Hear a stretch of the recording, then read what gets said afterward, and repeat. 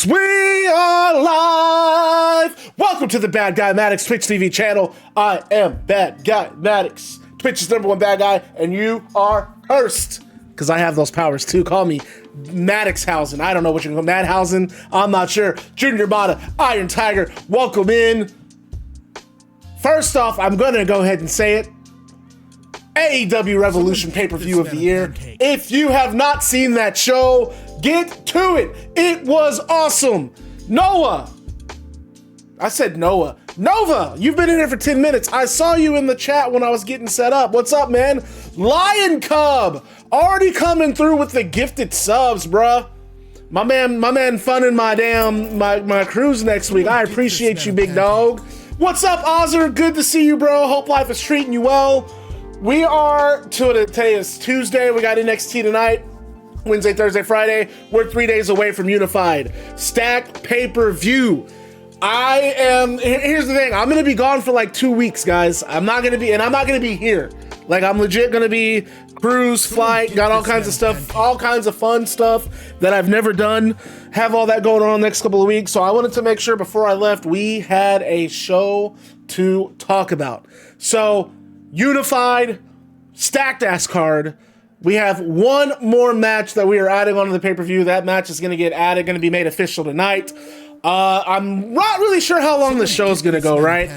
I'm not going to lie. This show was really put together to just kind of fine-tune and just give me one more show to get our last match together for the pay-per-view. Wild Harpy, what's going on, bro? As you guys know, really interesting main event tonight. I don't know if you guys are familiar with a company called PWG, but they used to do an event called Mystery Vortex. And Mystery Vortex, it was all mystery matches, mystery wrestlers, mystery match types. The idea was you went to the show and you had no idea what you're seeing. I really like that idea for just like an e-fed, because you can get away with an e-fed. You can't really do it in real life. You can't do it with like a weekly televised company, but you can do it with an e-fed. So our main event tonight is called the Critical Countdown, or the Countdown Championship Crucible. So we'll talk about it during the broadcast. Basically, our main event is going to feature 4 wrestlers that have not made their debut in Combat League. They are 4 former world champions in real life in their different companies, so that should give you an idea that we're going to see wrestlers from different promotions. They've been world champions in their respective times. They are competing tonight in the Championship Crucible. It is a 25-minute Iron Woman match. It is Falls Count Anywhere, anything goes. And it's going to be on 2K26. Other cool thing, I made an arena last night. This is not the final look. We'll say the arena's like 90% done. Now I got to do some finishing touches on the arena. We'll get there. So we'll preview that arena tonight because that's where they're going to wrestle on tonight's show. The rest of the show is going to be on 2K25. What up, Godfather? Trying to think of what other things do we need to go over? I don't know. Someone fill me in. Let's talk Revolution. Revolution was great. If you didn't watch it, go watch it. Andrade and Bandito is my match of the year. They did some things I've never seen anyone. Oh my God, Riot Spider has food poisoning. No good. This is for my guy, Junior Mata. Mata, as you can see, I got my lemonade going for you, brother. To the homie, Junior Mata 71. He's got a match with Adam Cole tonight. Nova and Junior wrestling each other for the first time. I hope you guys kill it. I hope you guys put on for your city. Good luck. Shout out. Much love. My God, MJF and Adam Page was on fire. I thought the whole show was great. I need to go back and watch the tag match. HBO was so frustrating because I bought the pay-per-view on HBO. I was originally going to do the whole VPN and my AEW, but my thought was, shit, man, I want this to work. I didn't want to run any issues, so I was like, you know what, I'm just going to pay for HBO. I mean, I have the HBO. I'm going to order the pay-per-view through HBO one final time. So I did that, and dude, the audio, first off, I tried to play it on my TV, like just HBO app through my TV. Pay-per-view didn't load. So then I was like, oh, fuck, okay. So I switched to my Apple TV. Pay-per-view loads, but the audio is like 10 seconds behind what's happening. Tried it on my phone. Phone does the same thing. So I go to my computer, just pull up the HBO webpage, and it plays fine. So I had to watch the show on my computer. So fucking annoying. Oh, and I'll tell you what's even more annoying. My fire alarm just went off. They're cooking in the kitchen, so I apologize. You guys are gonna hear a little noise there. Let me go ahead and try to figure out what's going on with that. I'll be right back, folks.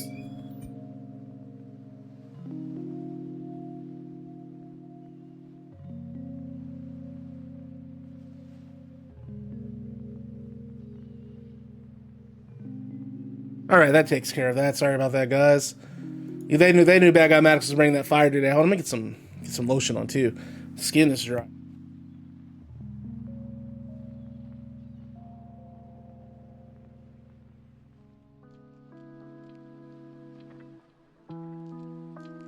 Spectrum is going to All In. I'm assuming you got good tickets because you told me what your budget was, and I was like, my God, if that's your budget, you shouldn't have any issues sitting in primo seats. I don't know what tickets are going for though, but I'm pumped. I'm really pumped for you, dude. That's the biggest show of the year. If this year's All In is anything like All In Texas, they are gonna have a show for the ages. All In Texas to me was legit. I can't believe that was in July. They're in Wembley again. They're doing Wembley for the third time. Went over budget, but dude, I'm close to the ring. Mirror, mirror on the wall. Who's the baddest guy Maddox of them all? Come on, man. You know that. You know the answer to that. Well, if we got to talk to a mirror, we got problems. Dude, I was listening to the Bruce Pritchard podcast. I listened to their Great American Bash mega episode. My God, dude, Pritchard's funny as hell. Sometimes he frustrates me, but like, dude, they had me cracking up. They were talking about Jim Ross. They were talking about Jim Ross being upset that he got, what up, DS Gaming? Hello! They're talking about Jim Ross being upset that he got moved to SmackDown during the 2008 draft. And Conrad made an excellent point. Conrad said, you know, like, Jim Ross had a genuinely upset reaction, right? And Conrad was saying, man, if you're a fan of Jim Ross and you see he's going from the Raw to SmackDown and you see his reaction, you're probably thinking like, oh, SmackDown's the B show.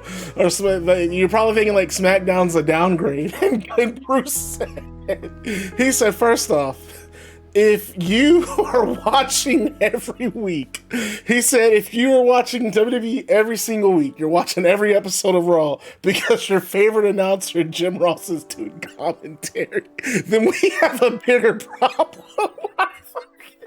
And he's right. He's like, if your decision making on watching WWE is on whether or not Jim Ross is doing commentary, then they've not done a good job of putting over their roster. I don't know why I thought that shit was funny, but I was howling when he said that. He was like, first off, if your decision making on what to watch is based on who's on commentary, then we have an even bigger problem. Oh my God. Man, I'm so happy my boy Super is back. The big homie Super. That was oh my God. You said it on Discord. That was that tall ass guy. The guy that got dumped off the ladder by Atsushi Onita. I honestly look, dude, you have to have good commentary. You have to. I don't care what anyone says. The commentary is the soundtrack to what you're watching. It has to be good. I just feel like you want to have complimentary commentary. That's how it works.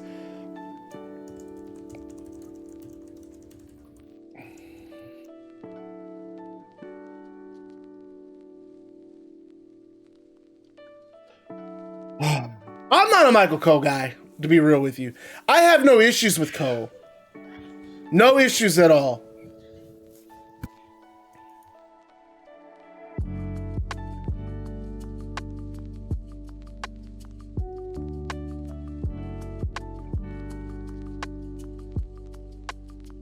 I gotta get this show set up though while we're getting this going. Y'all have me over here talking. I'm really excited. I'm in section A, row D. I know Wembley is gigantic, so I don't know what that really means in terms of layout, but I mean, it sounds pretty close to ringside. Gosh, man. Oh, and then the other part of the podcast. I don't know if you guys, I remember this happening live. I don't know if you've ever seen the clip of the fan running backstage and doing the Batista like da, da, da, da, da, while Batista's getting ready. Let me see if I can find that shit. But like when it happened, at the time that it happened, I remember people on wrestling forums thinking that it was legit, like a fan legit got backstage. Me personally, I am not buying that. But Conrad asked Bruce Pritchard about that moment. And Bruce goes, I'm gonna be honest, I don't remember that happening. As a matter of fact, if it wasn't for video evidence, if you told me about that segment, I wouldn't believe that it actually happened. Oh, dude, sometimes, man, that fucking, oh gosh. Oh, their podcast, he has some funnies, bro, I swear. He's like, I'm gonna be honest with you, dude. I don't remember that happening. As a matter of fact, if it wasn't for that clip, I wouldn't even believe that it's something that actually happened. What's up, Superdog? How you doing, bro? Oh, you're right. I have no issues with him saying that. Like, I'm not saying that as it means to be like the guy's dog shit or bad at his job. It's so funny, dude. He's so funny, man. Out of all the podcasts, I think the one that makes me laugh the most is Bruce Pritchard's. He's such a funny guy. He's just naturally entertaining. My favorite podcast is Jeff Jarrett. Just because I'm a big Jeff Jarrett guy. I really like listening to his take on the wrestling business, both present and past. But my God, there is just something about that Bruce Pritchard podcast. That guy will get me. I will be on break at work listening, and I'll be back there howling at some of the shit he says.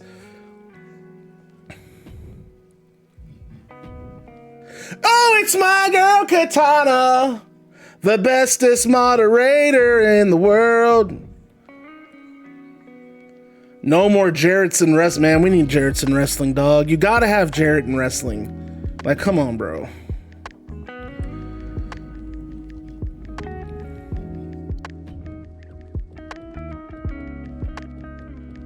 I'm telling you, I'll say it once, say it again. That Memphis stuff, watching Memphis on YouTube. If you're a fan of old wrestling, like, I know some people don't enjoy that stuff, right? I do. If you ever get bored and you want to watch just like some like 80s, you want to watch some 70s, you want to watch some 80s wrestling, you gotta check out the Memphis stuff on YouTube. Just type in Memphis wrestling, anything you could find.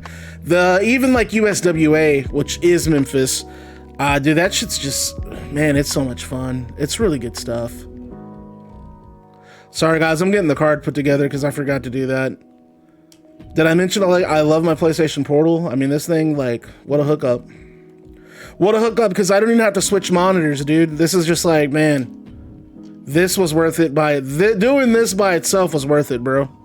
For real, for real. This is for sure going to be...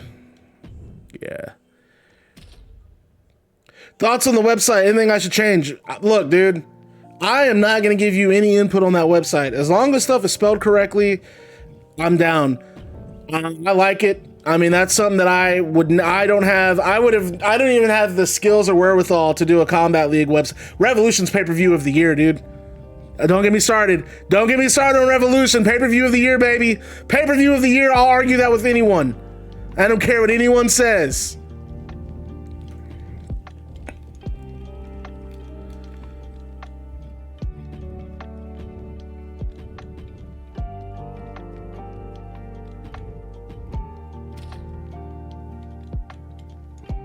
Oh, home show tonight. Slim is here, everybody. Everybody's favorite friend, Slim. Everybody's best friend, Slim, is here. Hi, Slim. What up, boy? Revolution was the first AEW product I've watched this year. Dude, you've been some killer dynamites, bro.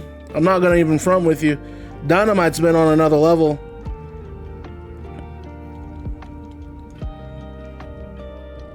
No tag team entrance for Tegan Knox and Christie Ortiz.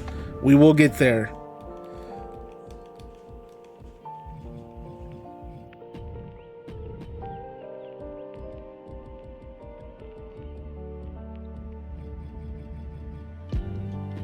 All right, we're about ready to get this show started, folks. You guys know what to do. I want you to get hype in chat. Also, like I said, our main event tonight is the Damn, why is her overall so high? Oh, I remember. Acceptable.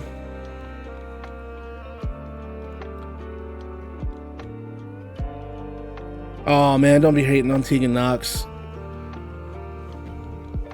You know, and Tony said he said the show on Wednesday is about to be insane.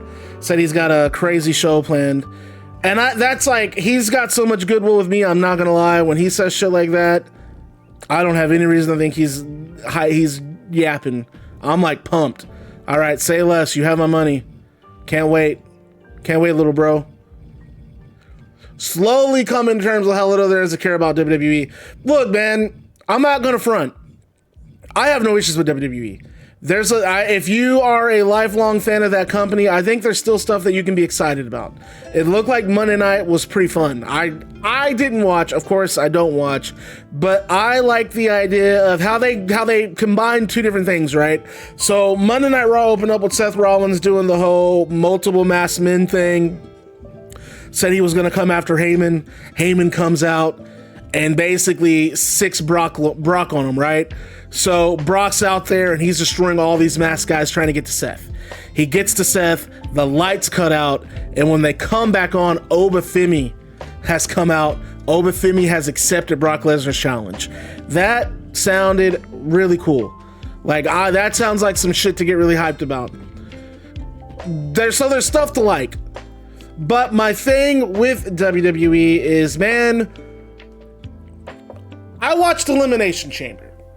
And I don't think Elimination Chamber was a bad show by any means. I've seen pay-per-views where I've walked away and I felt like, my God, what a waste of time. I didn't feel that with the Elimination Chamber. However, I wasn't Elimination Chamber. I wasn't excited about when it ended. I wasn't disappointed. It's their shows just kind of happen.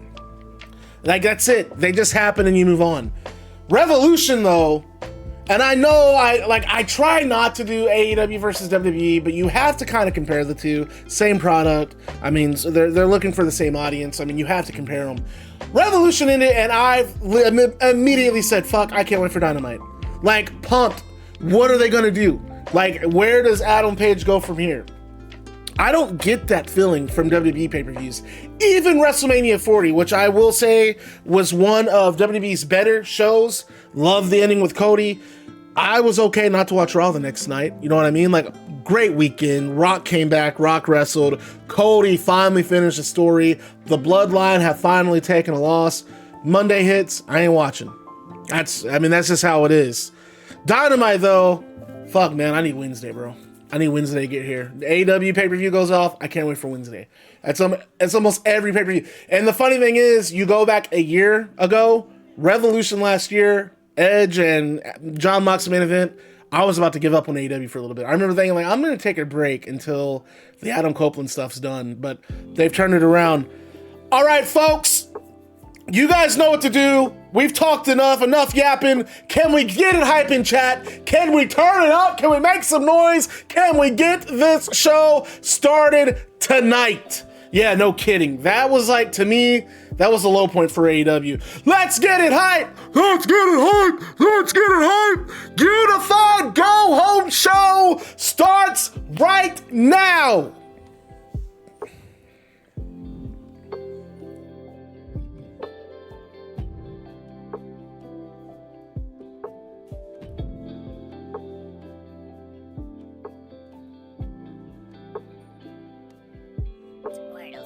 Superdog 4257 has joined the Bad Guy Club. As the newest member of the club, you receive a pair of sunglasses, a switchblade, and a leather jacket. Thank you for joining the Baddest Club on Twitch TV. And as always, remember to stay bad, because being bad is fun. Folks, we are live with Combat League! Why are they coming out with the FTR theme song? Or the FTR entrance? And look at, oh, you know what? Fuck it, let's go with it. Dax and Cash mocking Hook and Aysen Darkhan. And man, there's a relationship between FTR and Andrade. These three kind of running together in AEW, and it was, I mean, easy pairing tonight. These three having to work together against their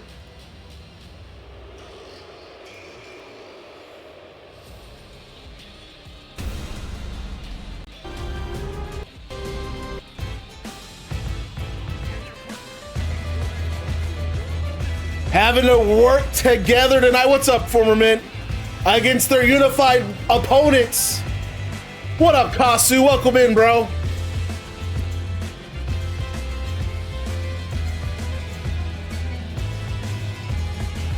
Andrade making it to the finals of the tournament. He beat Konosuke Takeshita in the opening round of the Commonwealth Cup.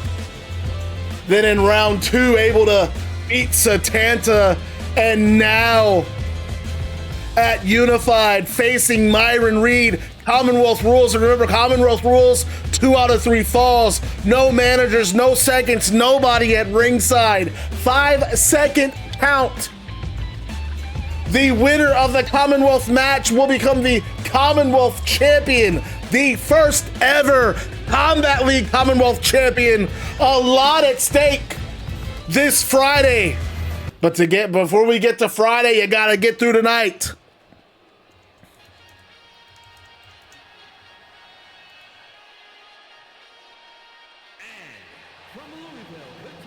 Oh shit, oh my god, Invincible Season 4 comes out. DM me on Discord, bro.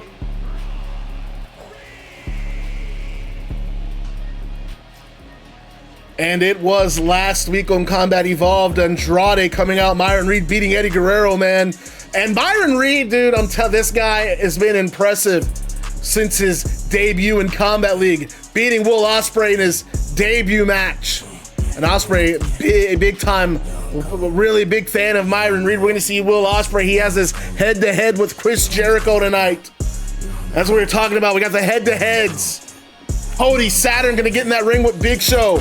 One final meeting between the two before their Falls Count Anywhere match. Also, head-to-head, Oba, Femi, and Adam Page. And like I just said, Chris Jericho, Will Ospreay, all taking place later on tonight. Myron Reed debuted, beat Will Ospreay, and that win got him into the Commonwealth Cup. He defeated Tyson Cruz in the opening round. Second round of the tournament, semi-final round, was able to beat Eddie Guerrero, and a lot of people shocked. A lot of people caught a lot of people by surprise, and that win has earned him a final spot. He's going to be opposite of Andrade. But tonight, teaming with the Combat League World Tag Team Champions,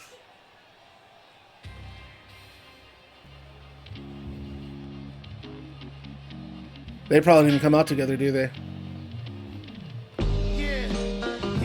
Oh, they do. The Combat League World Tag Team Champions, Hook and Aysen Darkhan.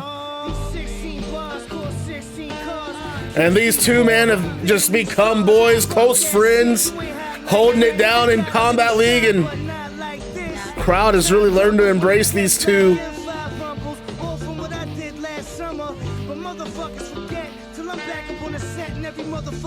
They don't just, man, I like that tag team a lot. I like the bar.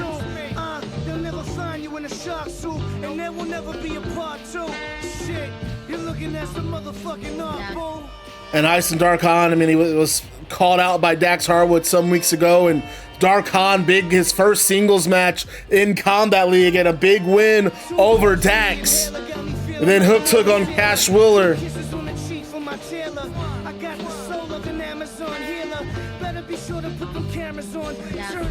Aysen Dark, man, he's been holding it down. This tag, like you guys said, Hook and Aysen, really good tag team. Trios match to start us off. Dax Harwood, Myron Reed starting us off into, oh wait, not my right controller.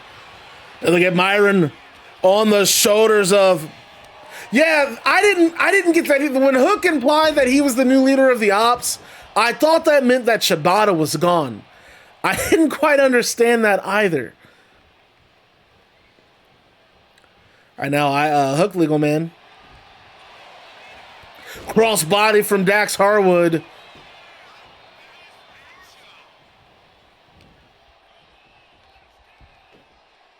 And a backbreaker.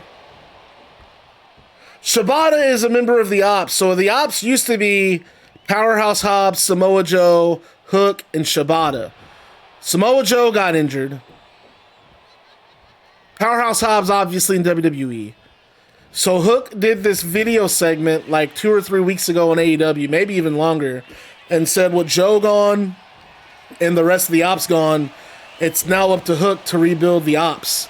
And he's taken over as leader. So I was like, oh shit, I guess Shibata's not there, or I guess Shibata's gone too. And then Shibata showed up on Revolution with an Ops t-shirt, right? He had an Ops shirt. So I'm like, okay, so how is Hook in charge of Shibata? It didn't look like it, did it? Cash Wheeler, top rope, and Cash gonna show some of that high-flying offense he can do! Moonsault from the top! There's one breakup from Hook's side. And man, look at Cash on the apron.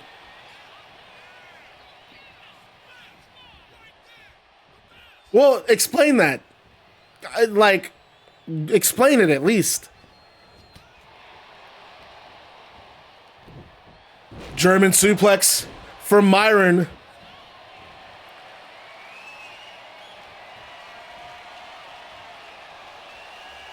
This game has the breakup debuff too, though.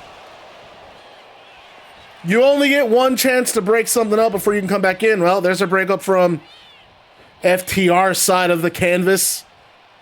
I only saw the one breakup. We're going one breakup apiece here in the trios match.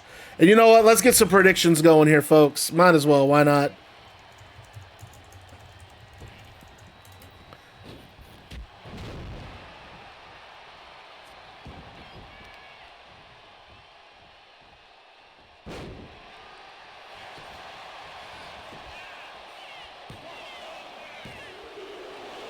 Aysen gets a 2 count.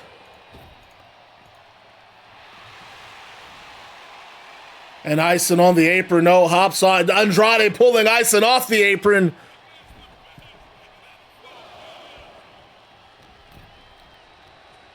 And now Aysen Irish whipping Cash Wheel into the turnbuckle. I think that's been in the... And now look at Hook. Look at Aysen and Myron. Tag team offense. How many matches have FTR won? They've won a lot of matches in their life. Oh, misses the leg drop. Wheeler rolling out of the way. And an inverted atomic drop. No, wait a minute. Counter there for Myron Reed. Roll up, has a pin here. And Wheeler on it too.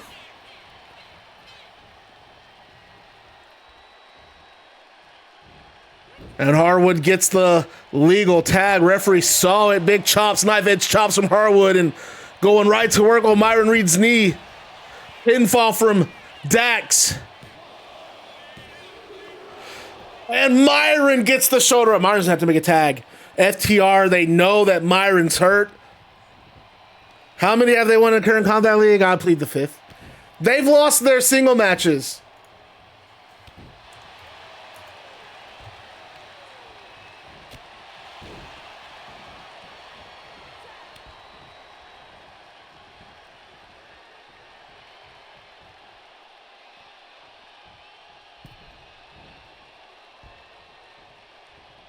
And Unified, man, this is going to be I'm excited. Live on pay-per-view. Overhand chop from Andrade.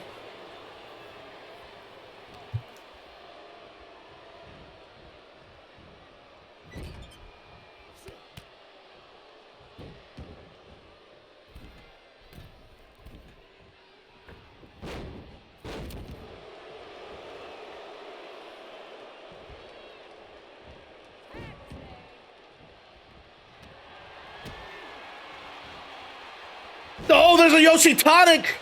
Oh, they call that a code red for Aysen, and Andrade rolling out of the ring expertly there. You get one more pick. You get a tag team or a woman. Superdog. Hook still looking edible, I see. Ooh, look at that. There's that cartwheel. Cartwheel Pele Andrade, though, saw it coming. And now, oh, Poison Rana from Andrade. I don't know what the breakups are. I haven't been paying attention. I got messages and shit that I'm looking at. I think we're 1 apiece still, 2 apiece. Someone fill me in. What have I missed? Poison Rana from Andrade. Wait, Aysen moving out of the way and kicks the hamstring of Dax Harwood. And Aysen, oh, he gets the Pele on Dax instead. Dax laid out.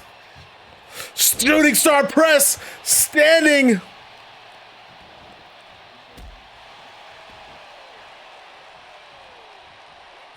Man, you call it saying someone got carried in the match is hilarious, considering I don't know how much offense Seth Rollins got in that match with Phoenix, but you got they beat the shit out of you in that match, bro.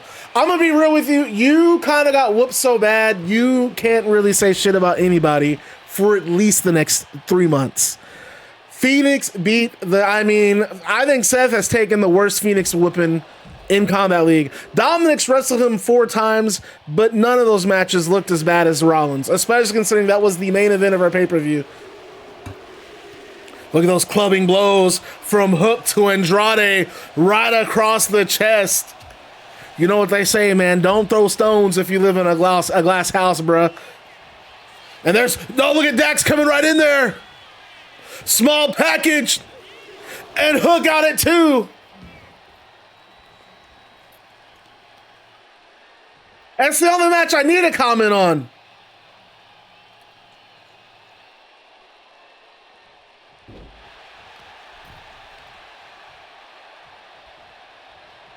And you don't get booked because Seth Rollins has spent almost every week trying to make everybody miserable at Combat League. He's tried hijacking so many shows. Sharpshooter from Dax Harwood, and Aysen having to break it up. Man, what if that happens at Unified? We have new tag team champions. And Dax Irish whipping Hook in trouble now. And look at these two just going to work on Hook. Hook in trouble, folks. Cash Wheeler has Hook up. What a powerbomb and a roaster for a pin. That Hook got it too. Hook fighting, digging deep, staying alive.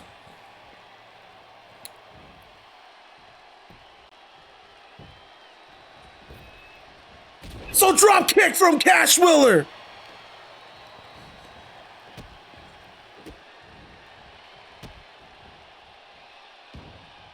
And now going to work on the shoulder. Does Cash. Has that wrist bit back and double knees right to the back.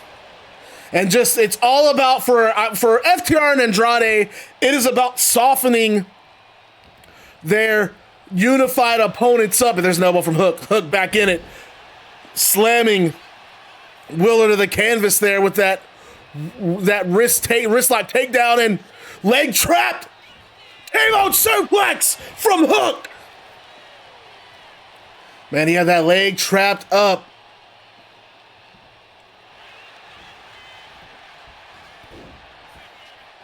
And that's Andrade breaking it up. We're to 2 apiece now?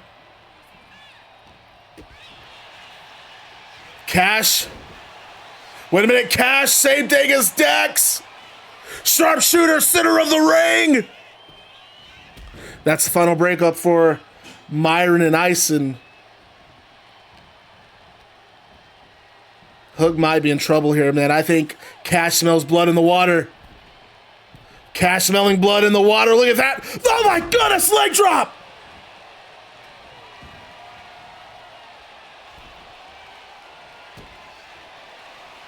Dax, power driver. Goodness, they just spike Hook. Center of the ring. Hook, shoulder up. I'm just looking at Dax smirking. The smirk on Harwood's face, but he ain't letting Hook tag out.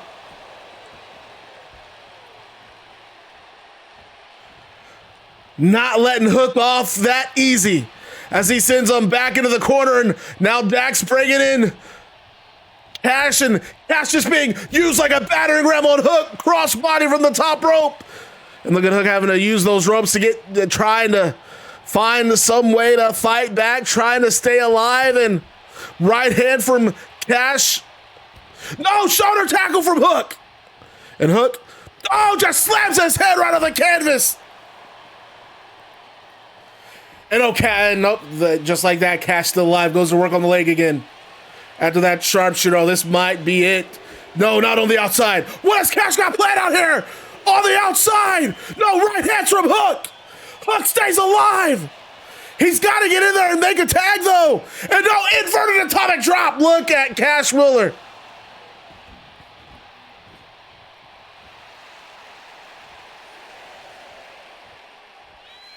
And this crowd chanting for Hook.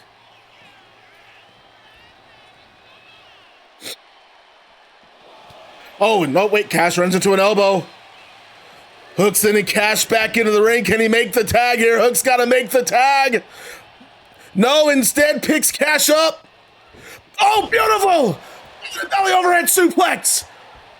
And now Hook bringing in Aysen. Let me get my other controller sign in too.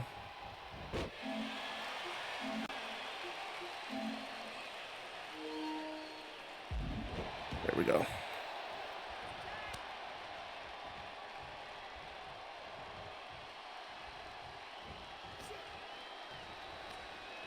Irish whip from Andrade. Oh, wow. Andrade sending Aysen to the outside.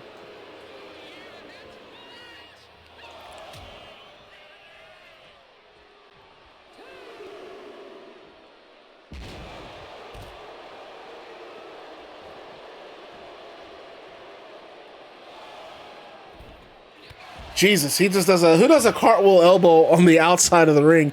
It worked, though.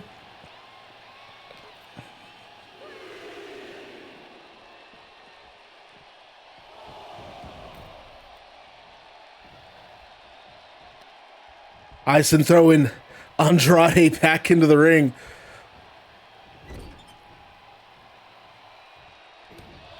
Elbow from drop kick from Andrade. These two going to war in the chat.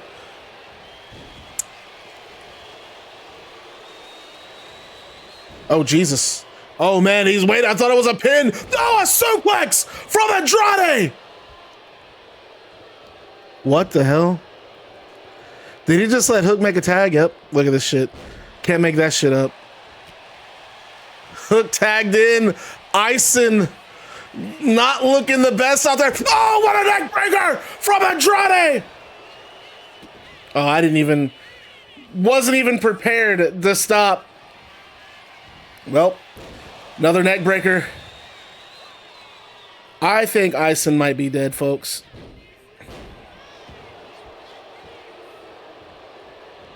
Yeah, poor Aysen. Aysen's just gonna get the shit beat out of him now for no reason other than just looking out for his friend. Shit, this shit's breaking down. Hook not leaving the ring. Hook going after whoever he can. No, suplex from Hook. Just dumping Dax right on the back of his neck. And now Myron getting some licks in.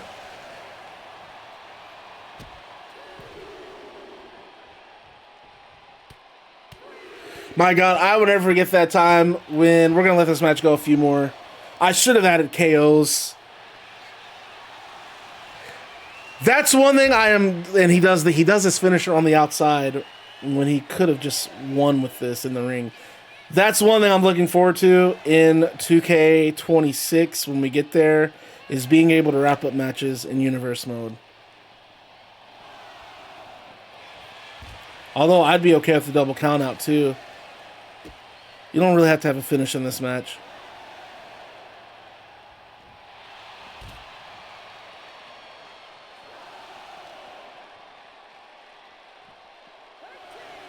And Dax getting hooked back in. Wow, what the hell is Dax doing? Oh, poor Aysen. Aysen can't catch a break, dog.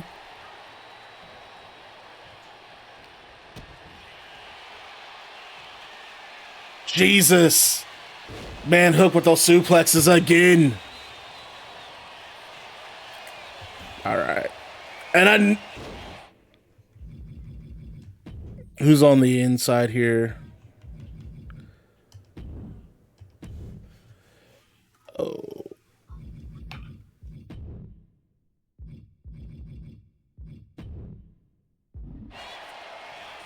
Dax Harwood! And the hook! These boys... I don't care, man. We needed that match to end. It was going too long. Hook! Aysen! Yeah, I'm okay with it. It's a triple threat. It's a 6-man tag. I don't need to go much longer than that. Hook, Aysen, and Myron! Pick it up yet! Again! And is this a preview? Is this a preview of what we're gonna see at Unified? Oh, 3 FTR. What are you gonna do when FTR beats you, though? It's gonna matter most. You know what? That is true. Because they got an extra breakup. Who gives a shit? Oh, well, 6-man tag to open it.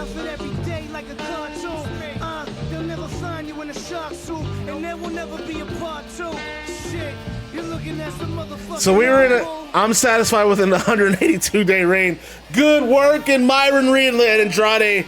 He leaves up the ramp, pointing at Myron Reed, saying he's taking the Commonwealth title. Dax helping Cash roll out of the ring. The 3 men on the outside just beyond upset at this loss tonight. What a win for the tag champions and Myron Reed. Okay, good match to start us off. Good match to start us off. I fucks with it. Okay, I fucks with that. That shit was hot.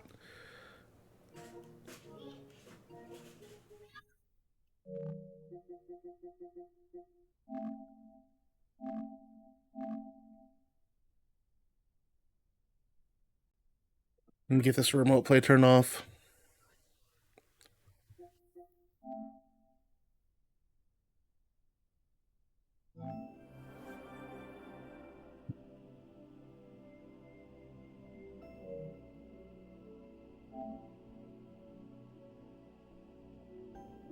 I'm not making any statements regarding winning or losing so as not to be wrong. I think that's the most diplomatic way to be, bro.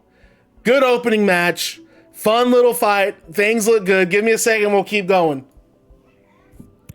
I got my PlayStation Portal reconnect.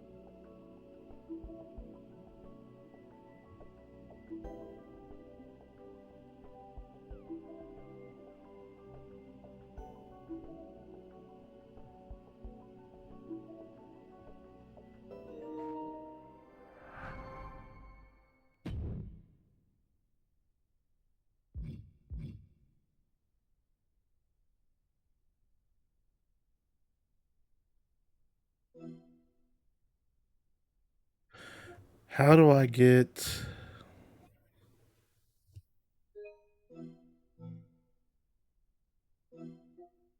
Trying to figure out how to get something going here.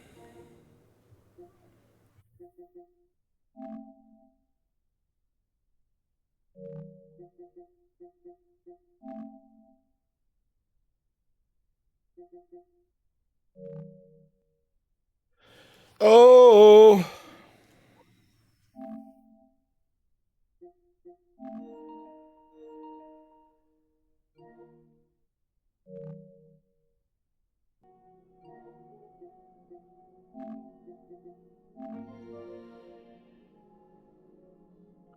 All right, we're back. Okay. So, after the match ends, we go backstage with Annika Hex. Annika Hex is with Cody Saturn. And Annika says, Cody, in just a few minutes, you're going to step in that ring. And you're going to go head-to-head with Big Show one more time before Unified. And I just got to ask, I mean, look, it's before you get out there, I just want to kind of see where you're at mentally, because this is the biggest match of your career. We have... hang on, let's go back. Let's start with our main event. Main event tonight is called the C3. It is the Countdown Championship Crucible. So, for those of you who were around for the OG Combat League, we had an event called the Championship Crucible. It used to be a Hell in a Cell, Fatal 4-Way. You had to qualify to get in this Hell in a Cell. And then, someone correct me if I'm wrong, was it a 30-minute Iron Man match or was it an hour? Because I felt like we did like 1 or 2 matches and then we did that as our main event. And it was a 4-man Hell in a Cell. The first one, I don't remember who was all in it. I think it was Samoa Joe, Brock Lesnar. No, it was Tanahashi, Brock Lesnar, Wade Barrett, and The Undertaker. And Wade Barrett took a proud ass whooping. So I kind of wanted to bring this event back for Combat League. Just kind of like a fun match to do. So we're doing the Championship Crucible on this version of Combat League. This time it's a 25-minute Iron Man match. It is Falls Count Anywhere. And I wanted to make this fun. Main event for mystery wrestlers. These wrestlers are in real life have been world champions in the companies that they have worked for. We have our new player Z, who I don't believe is in the stream. Then we have Wild Harpy. We have Kasu. Kasu, if you're here, say what's up. And then we have Sean Harris. Those are the 4 in tonight's main event. I'm very curious. I want to know some ideas. I want to see what you're throwing at me. Who do we think some of these wrestlers are in this main event? Who's picking up some of these, who are going to be some of these mystery opponents? I want to see what you're thinking. I can't wait for this. I've done a couple of matches on 2K26. I think they're kind of dope. And you guys also get to see our new Combat Evolved arena. Like I said, like 90% done. I'm going to make some changes. I just want to get it done so we can have a arena for the show. But before we get there, let's go backstage. Annika Hex is with Cody Saturn. And we go backstage. Annika, that's a good pick. Lita, former world champion. I mean, yeah, I could see it. Wild Harpy loves Lita. That's a good call.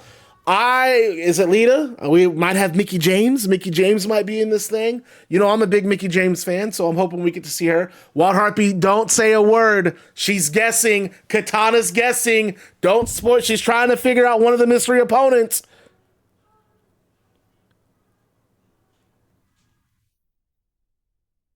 Oh, you will see. So we're backstage with Cody Saturn, and Annika says, Cody, in a few minutes, you're going to be in that ring with Big Show. You guys are going to have one more face-to-face before your championship match at Unified. Here's the thing, though, Cody. This is still your rookie year, and you've, achieved heights that not a lot of people can say they've done in the first year. And at Unified, you're on pay-per-view, your first pay-per-view, you are defending your YouTube championship for the first time, and it's against someone like the Big Show in a Falls Count Anywhere match. I'm going to have to ask Cody, how are your nerves? And Cody looks at Annika, he says, nerves. You know what, Annika? Maybe Big Show is right. Maybe I do have more guts than brains because there are no nerves. I am not nervous. I see how everyone looks at me in the locker room. I see some of the talk on the internet. Hell, I've heard Big Show talk. Everyone thinks I beat him by fluke, and that's why I asked for this match. That's why this match has to happen. I'm going to shock the world, and I am going to beat the Big. And before he can finish, he is snatched up by the Big Show. You're still running your mouth, huh?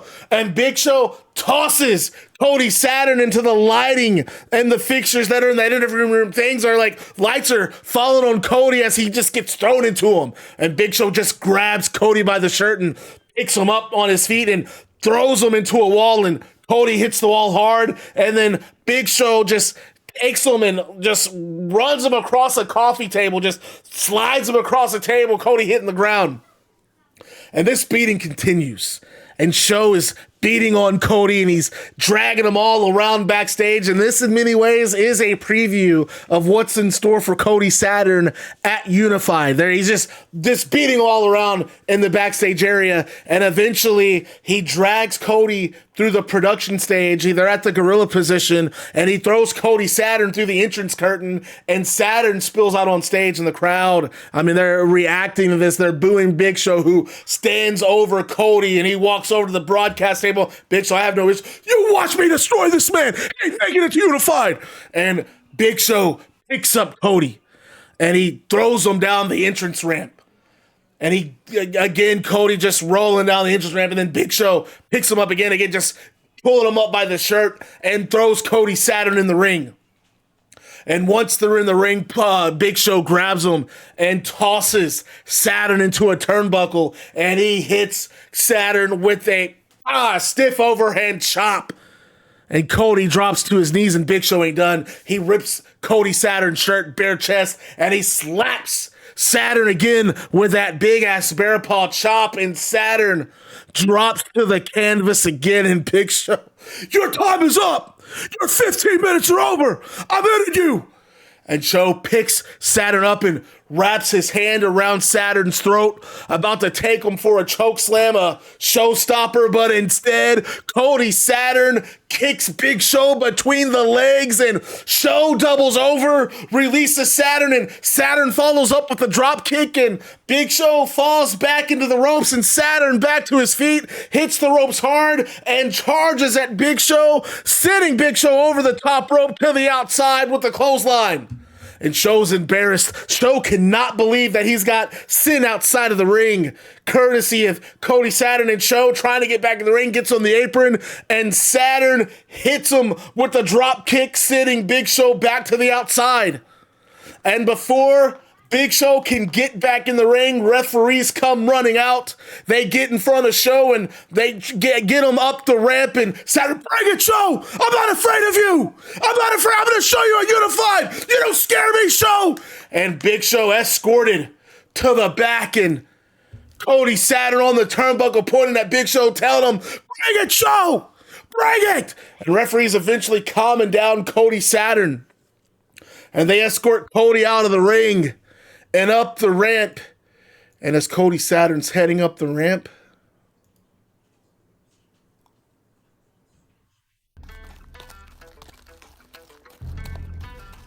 what's up, James Calabre, man? You don't gotta apologize to me at all, man. We're glad to see you. I hope everything's going well. If you need anyone to talk to, just hit me up, bro. And as Cody Saturn's heading up the ramp, Hangman Adam Page comes out on stage, and he's hyping Cody Saturn up. Get him!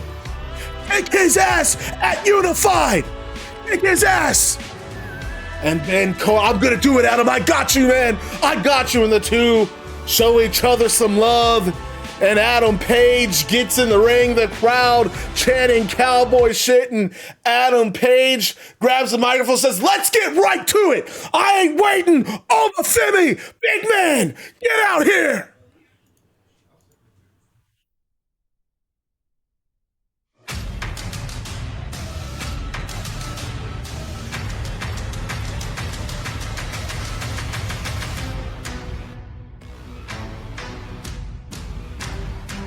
And Femi steps out on stage. And Adam Page pacing around the ring, waiting for Oba to join him at ringside. I guess our first head-to-head. You saw how the first head-to-head went with Big Show and Cody Saturn. Show just beating on him around backstage, but Saturn gets the last laugh. Saturn, the one to stand tall. And Femi gets in the ring. Adam Page with a microphone in hand. And Oba just staring down at him. Adam getting right in his face and looking at him. And Adam speaks. He says, they call you the ruler. And that's not a nickname you gave yourself. That was a nickname given to you.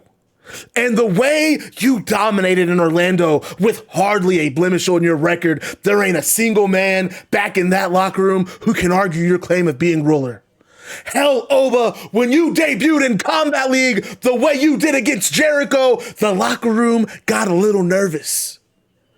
Because they know that sooner or later, you're coming for their spot. You're coming for their gold. You're coming to rule Combat League no different than you ruled NXT.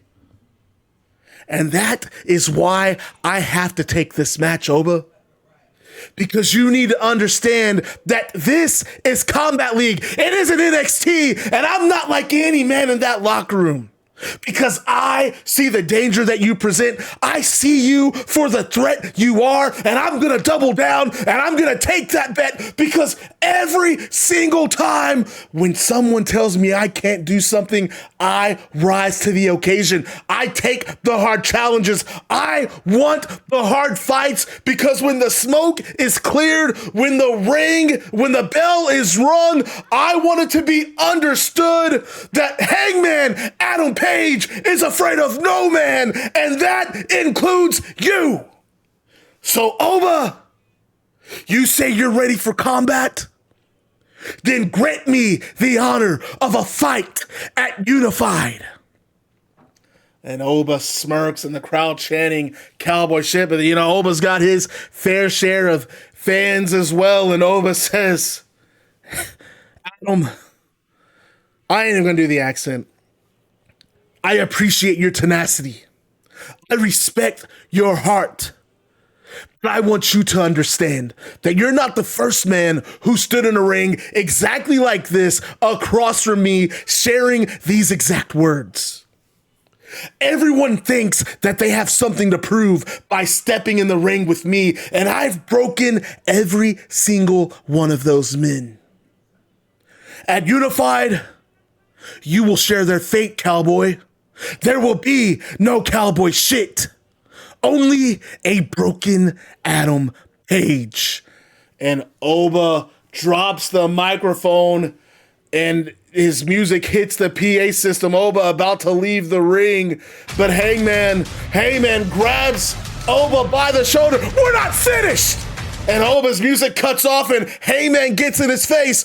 I'm gonna beat you, Oba! I'm gonna dethrone you! You don't scare me! And he shoves Oba, and Oba shoves Adam back, and these two just start breaking into a straight-up hockey fight, charging each other with right hand after right hand, and referees hit the ring, getting in between both men, security coming out, and they have separated Oba Femi and Adam Page. And Oba smirks, he puts his hands up. He's not gonna lay his hands on Adam, and instead he says, Adam, Unified will be your resting ground. I will see to it. And Adam's still trying to get it. Oba, referees again, security again, keeping Adam Page back in. Oba exits the ring. And how a man unified, Oba, Femi, Adam Page, that is gonna be one for the ages.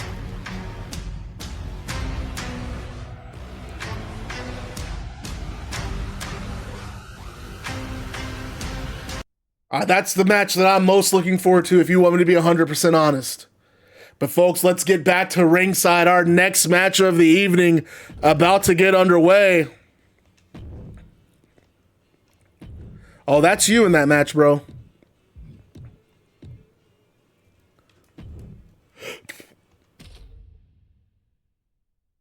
Big Show attacked Saturn, but Saturn came back. Saturn fought him off. Saturn's going to slay that dragon at Unified. I believe in Cody Saturn. But if I'm betting money, I'm going to put it on Big Show. My heart says Cody Saturn. My money says Big Show. I'll be rooting for Cody Saturn, though. But I'm going to be talking to my bookkeeper.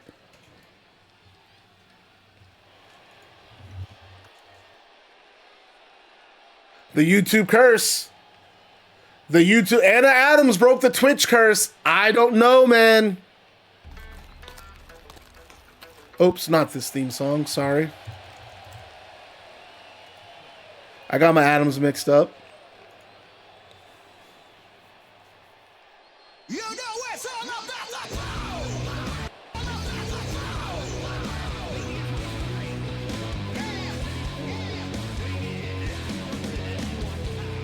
Adam Cole, very instrumental along with Satanta in making sure Dominic won in that cage match against Barry Barnes.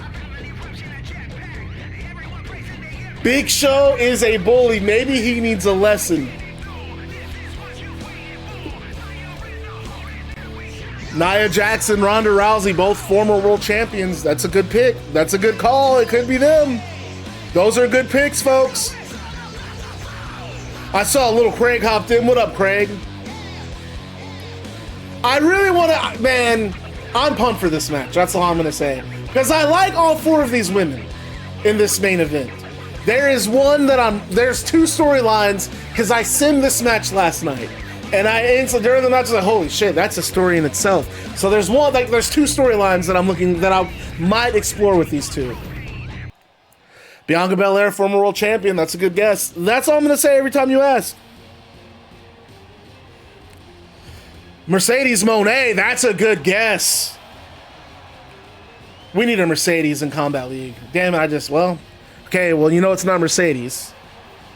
I would love to have a Mercedes in Combat League, though, for real, for real. Hell, I'd love to have a Bianca. Hell, you might see that in this match. And there is some bad Santina Morella. Great guess. Shut it.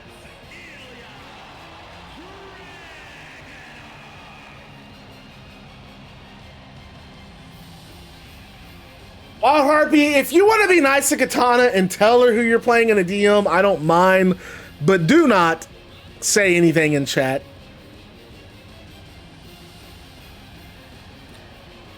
Dude, I really, okay, so keep in mind we're at Unified, so this is after Unified you can change your wrestler if you want, but damn, I really hope you keep Soul.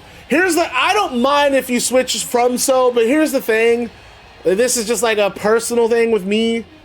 Like, man, when you switch off a former world champion, we need to keep the champions around so that we can have a pretty solid title picture. Because you got to think, if losing the title of Solo is one thing, but you're still a former champion. And so you can make somebody, you can instantly get in a feud with somebody else and make them as another credible threat to the title. Which is why I kind of wanted to do this Crucible. Because these are 4 women who have not been on Combat League TV. Well, one kind of has, I guess.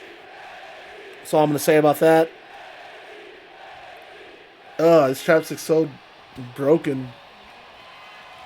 Adam Cole waistlock to Ilja Dragunov. And then, like I said, things spilling over. I just want to go ahead and create a new challenger already for the title. Is basically what I want to do. That's why I'm doing this match tonight.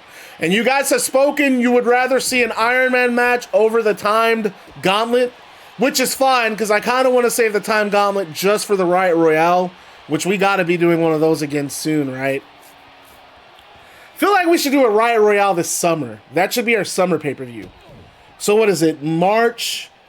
Our main pay-per-view should be a Riot Royale to determine who the next challenger for the titles are at our big summer pay-per-view. Feel like I kind of want to do our WrestleMania on my birthday week. So we'll just say early July should be our Mania.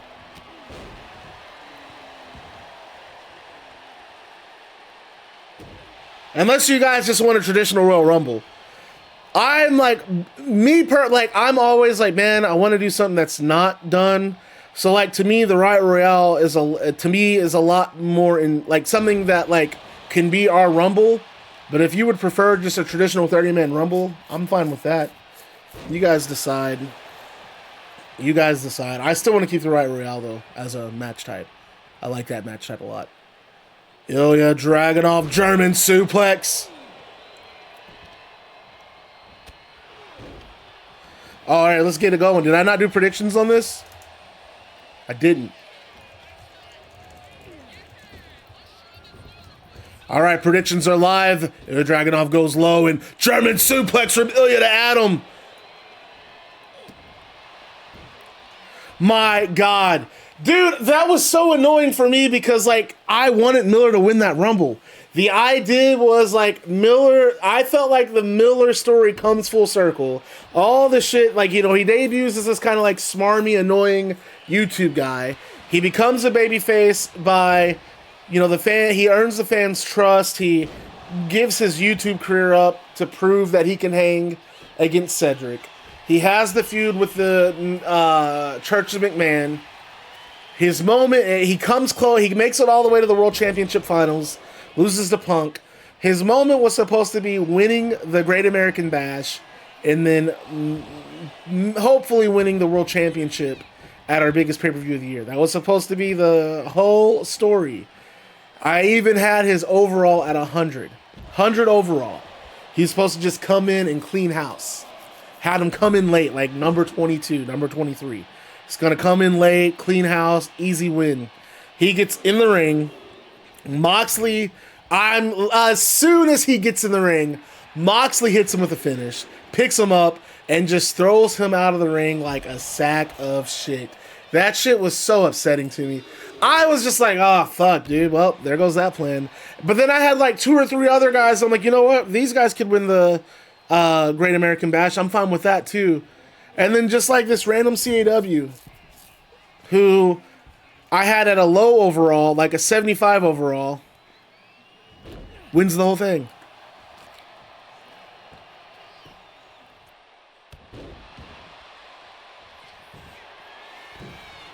I didn't talk him up at all. I was just in my head planning this whole storyline. Like, it was crazy, dude. I still can't believe that happened. But then I ended up coming up with a story that I was okay with. There were a lot of things that happened in that pay-per-view that just kind of like... Where did you find them, Nova? I saw the thread on Reddit last night about the guy wanting to sell his sliders. And I'm just thinking, like, this motherfucker is crazy. I'll just use Hype. I'll use Hype DC's slider still. Which I use. I don't really know if I want to use these other sliders. But I don't have time to change them for the show tonight. I might.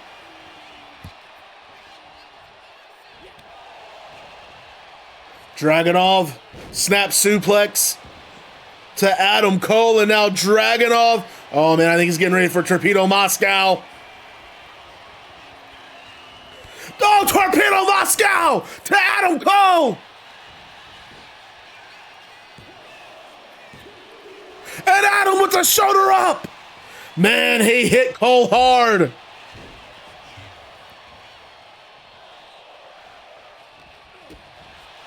And a kick from Ilja. Wait, a kick from Adam. Adam's still alive. And as that leg trap now, Adam. Oh, what a neck breaker.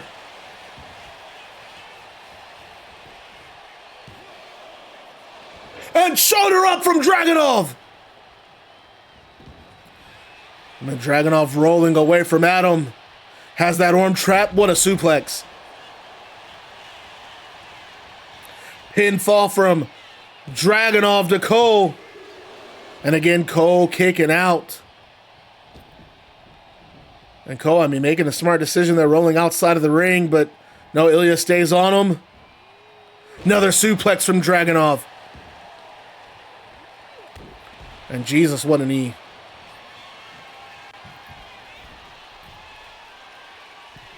Misses the second knee, though.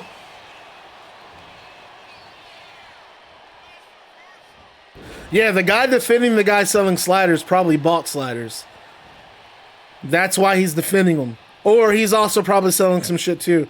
I don't know. The idea of, I know people who are selling attires. Hey, I made an odd attire for this wrestler from this pay-per-view. Hit me up, $5 and I'll let you download it. What are we doing, dude?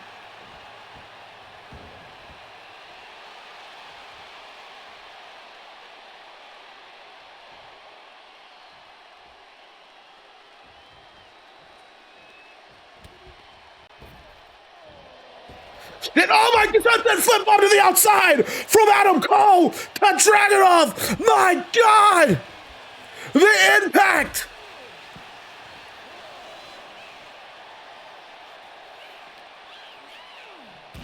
And oh, Ilja just launching Cole into those steel steps.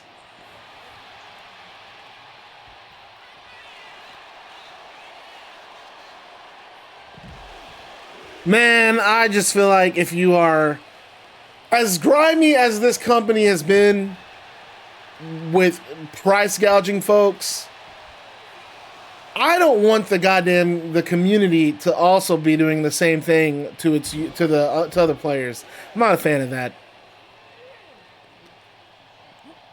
You should not be, if you are just making a CAW alternate attire, I don't think you should be selling it. I just don't think so. Now, if someone wants to pay you for your work, sure. But, like, getting on there, like, hey, I made this WrestleMania alt attire for Bianca Belair. $5 and it's yours.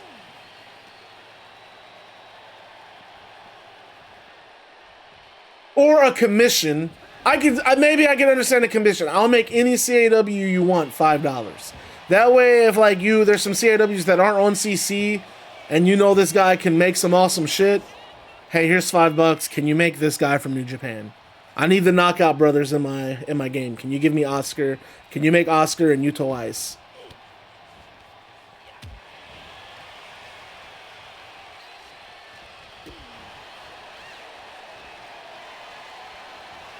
You say Ilja's beating the shit out of Adam, but Adam just hit a sunset flip bomb to the outside. That was hot.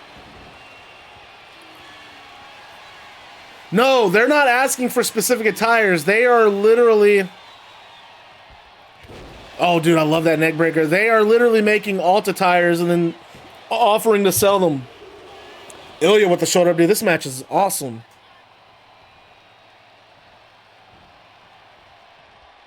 Hey, what did he... Oh, he posted something?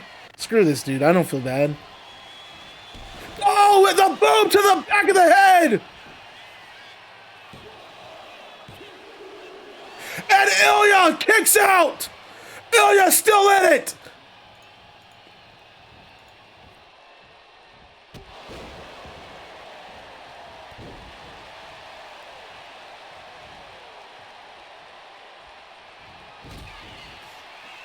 Yeah, this guy's nuts.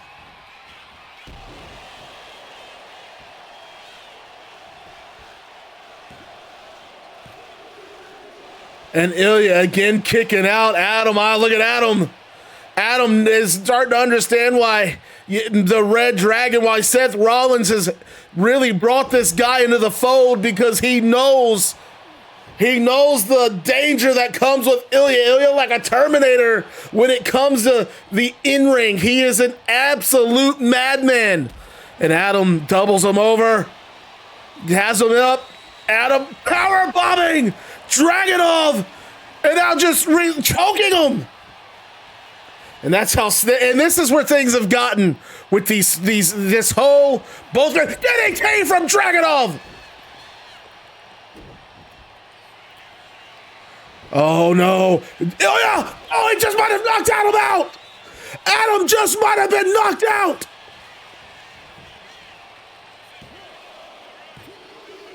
No! Shoulder up! Adam Cole is still alive! And now they're going to work on the leg. And he said he's going to break Adam. And he just might here comes an Irish whip, Ilja.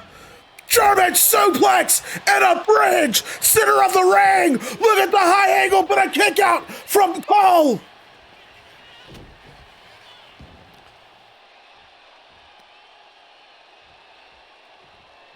Ilja hits the ropes. No, Adam rolling out of the way. Then an elbow from Adam. And man, that one rocked Ilja. Wait, Ilja with the kick though. Gonna say that elbow rocked Adam, but Ilja back up. Oh, powerbomb from Ilja now. Oh, and look at him. Look at Ilja dragging Adam away from those ropes. I think he senses blood in the water. No, Adam up. And now these two. Wait a minute. He's gonna say Adam getting back to his feet. A torpedo Moscow.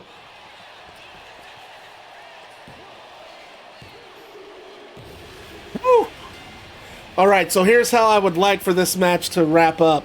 I'm going to give everyone their pancakes first, though. Jesus, that match was insane. Ilja's a cyborg. Ilja's a cyborg, folks.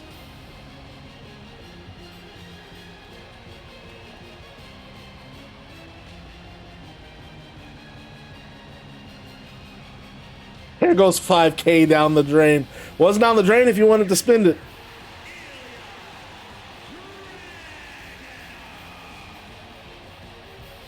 All right, so here's how this match actually goes down. I am going to give the points to Ilja Dragunov. So Ilja, we're going to get that same spot. Ilja charges at Adam, goes for the torpedo Moscow, but Adam counters and catches Ilja Dragunov with this just holy shit moment super kick as Ilja is diving into him and Ilja's out.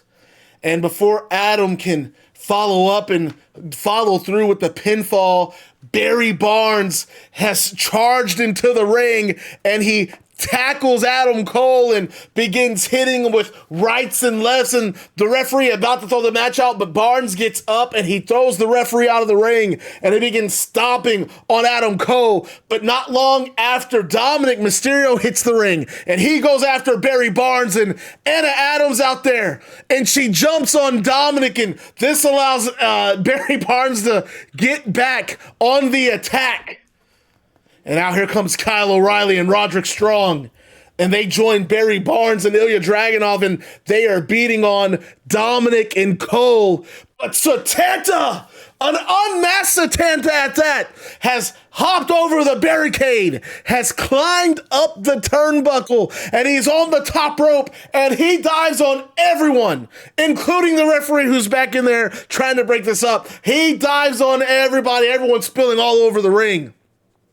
And before Satanta can get back up, Seth Rollins in the ring, and Seth stomps Satanta's head on the canvas with a curb stomp. And here comes MJF in the ring, and he's going right after Seth Rollins, just hitting Rollins with right hands, and slamming Rollins' head on the top turnbuckle. And there is chaos all around ringside. These men are fighting everywhere, and Anna Adams just trying to jump on whoever she can. And then a theme song hits the PA system.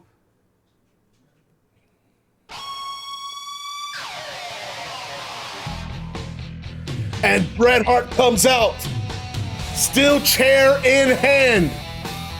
And Roderick Strong runs up the ramp after Bret, and Bret jams the chair right into Roddy's stomach, and Roddy doubles over, and Bret then slams the chair on Roderick's back. And Bret has now joined the fight. And referees and security, they come running out and they're pulling everyone apart. They're getting everyone separated. And Anna Adams, everyone's pulled apart, everyone's separated. Anna's yelling at Rick, "Don't touch me!" She's outside the ring, "Stop touching me!" Telling the referees not to touch her, telling security to get away from her. She's, Barry, get him, baby, get him. And Barnes, they're grabbing Barnes.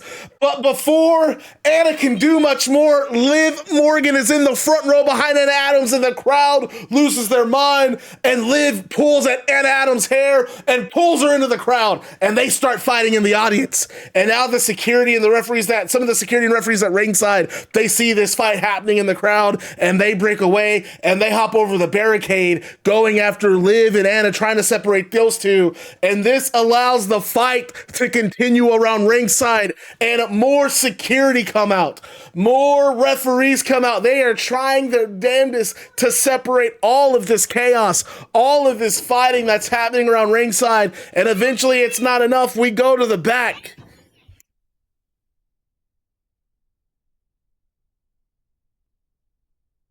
And we go to the back, a video package of Haku Sakamoto plays, and Haku Sakamoto, he's seated in a chair, and he's got a Bullet Club shirt on, and he says, "Unified."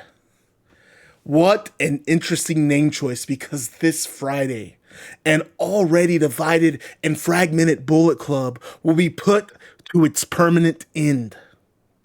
But before we get to that moment, my moment, just to be clear, I just want you to reflect on something, Juice.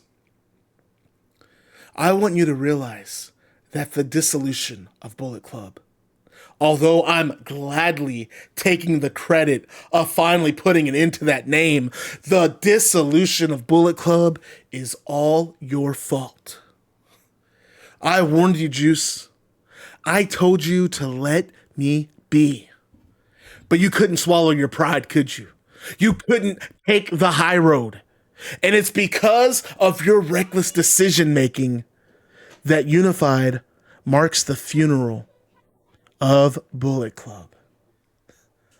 You did this, Juice, and you have no one to blame but yourself. See you Friday.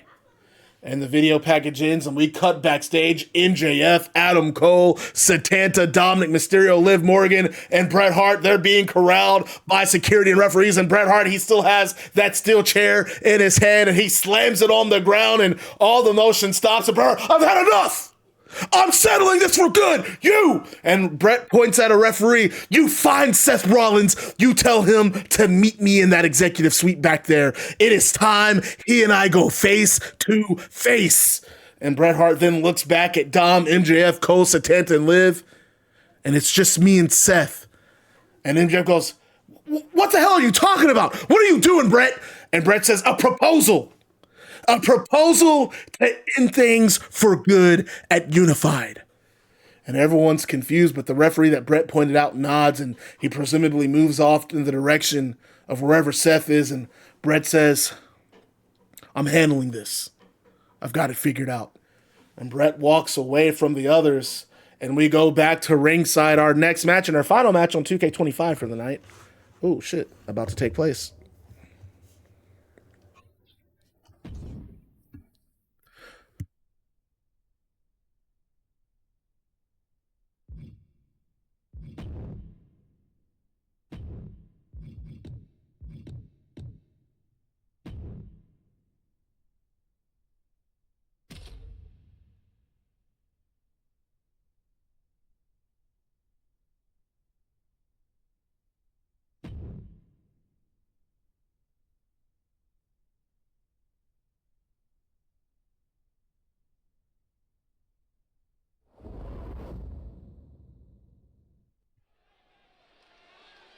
And your next match here, folks.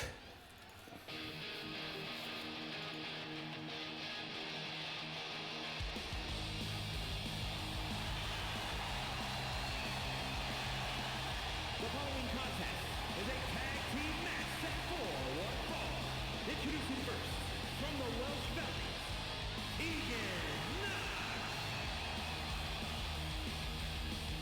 And Tegan Nox and Christie Ortiz, they kind of made a name for themselves last week during that contract signing with Soul and Beth Phoenix. Ortiz and Nox taking out both Ruca and Phoenix. And tonight, our two unification challengers gonna have to work together. Our two unification opponents at Unified gonna have to work together to take out the new team.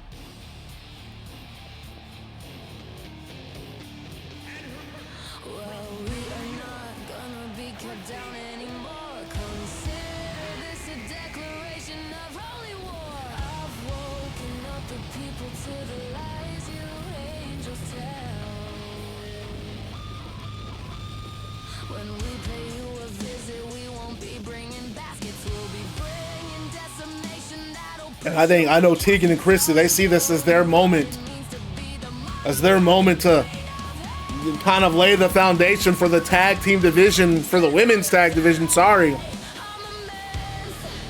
And these two, I mean, they've had an incredible match some months ago. And now agreeing to work together, set aside their differences, because they have a common goal, and that common goal is they want to be at the top of the women's division. And how they're going to do that, they're going to do that together, winning the tag titles, winning that upcoming tag team tournament, which apparently is scheduled to take place sometime after Unified. And how about, I mean, showing that they can work well together when they took out the Unified opponents. Beth Phoenix and Soul Ruca are gonna unify the Journey Valkyrie World Championship in the Combat League Women's World Championship to form the World Singles Championship.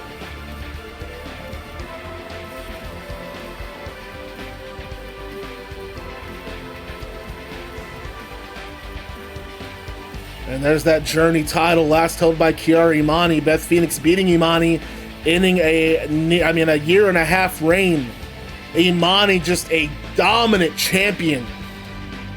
And Beth ending that at Genesis. Oh my gosh, Beth and Soul, can they coexist?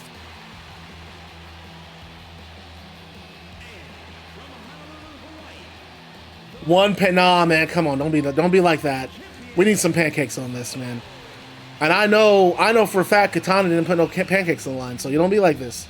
Don't be no weak asses. I want real pancakes.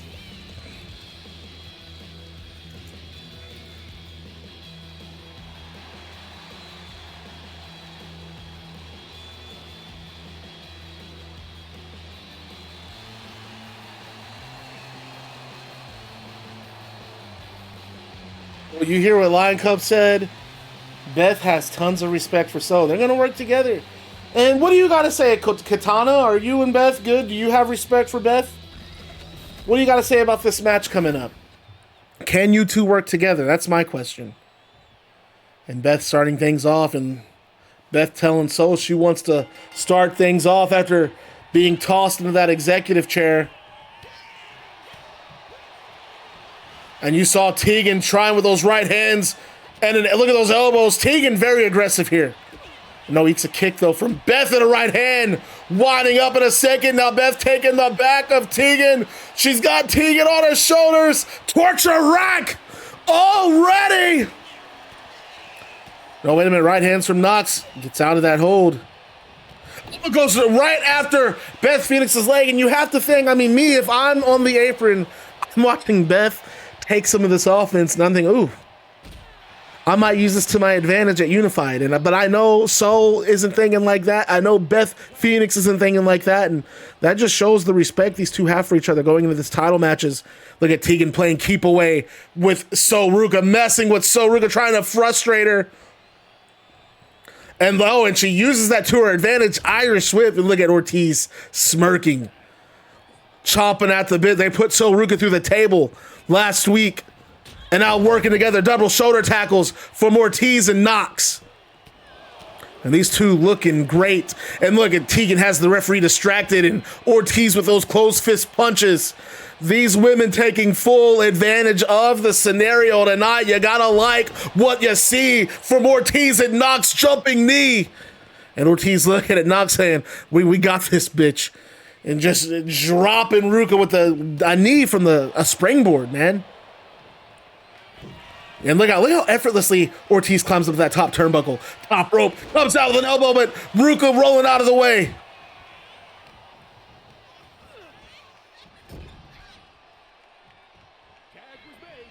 And there's a tag from Beth and Saul. Now these two working together, tag team offense. They just launch Ortiz in the air.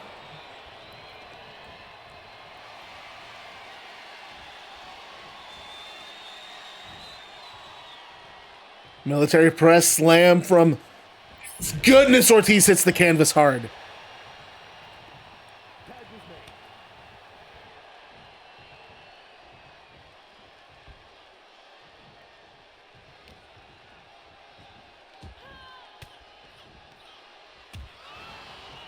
Elbows from Ortiz. Oh, what a shining wizard. That might have put So Ruca out. Oh, look at the flipping back into the ring. Ortiz amped up, tags and Tegan Knox. And you got to like the work that we are seeing from Ortiz and Tegan, those tags. But Ruca, however, able to counter now. Ruca on the apron. Oh, look at Christie Ortiz.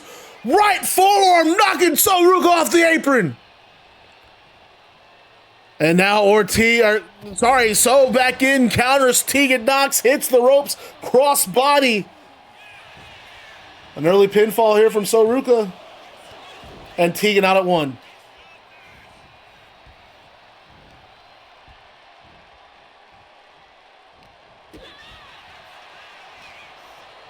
Uppercut.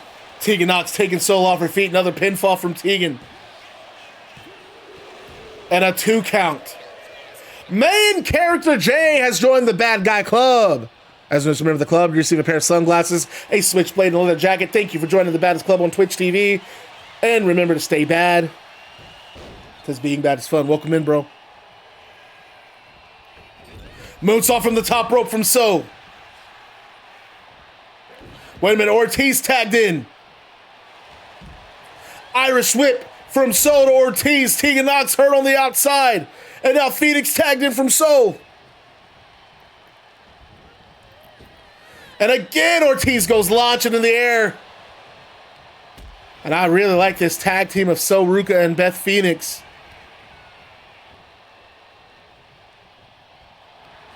Oh, and a submission! Submission from Ortiz! Jesus. And we're going to actually say that was a mistake from Beth and Sol. Sol got out of it. Beth tried to break it up, and she landed on Sol instead, and Sol rolling to the outside. I don't think Beth, either Beth aware of what happened and has to get right back into the action, or Beth unaware. Either way, Ruca slowly getting back to the apron. Wasn't able to get in there and stop Tegan Nox from breaking up the pin.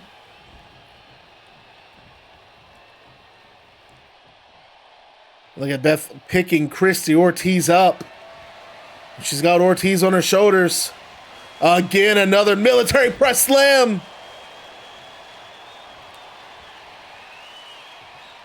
Christie Ortiz might be in trouble here, folks. Beth Phoenix, glam slam, nope. Ortiz stops on the foot. Misses the shoulder tackle, though. Goodness, what a stiff elbow from Beth Phoenix. And she just, look at her again. Glamazon's got Ortiz up, and oh, goodness. Hits the canvas hard.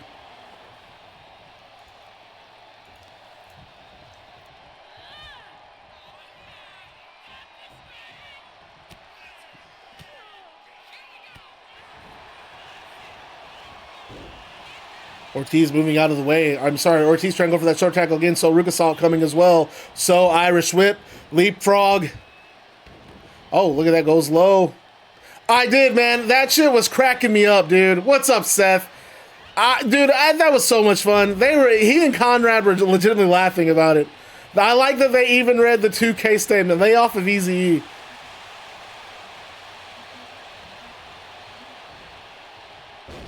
Oh, a knee from Christie Ortiz to Ruca. The game is great, Seth. The monetization's dog shit.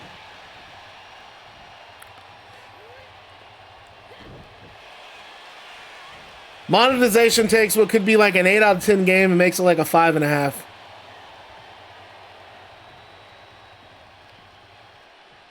Oh, and look at Ortiz trying to stop Ruca on the outside. And does so. Jumping knee. It looked like Ruca was trying to go for a soul snatcher, but Ortiz grabbing at the ankle and able to throw Ortiz in the barricade, and that allows Tegan Nox to floor Ruca with a clubbing blow. And man, I am impressed with the way Ortiz and Tegan Nox working together in this match, dude. And legit impressed. These two look good. I like this pairing of Ortiz and Nox. I don't even play for achievements, man. I 100%ed Ghost of Yote. That'll be the only game I'll ever 100%. That's how much I really enjoyed playing that game from beginning to end.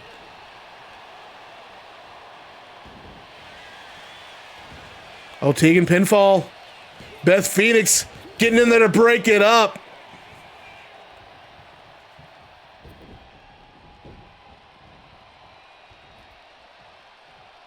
I don't like that, though. I mean, why should I...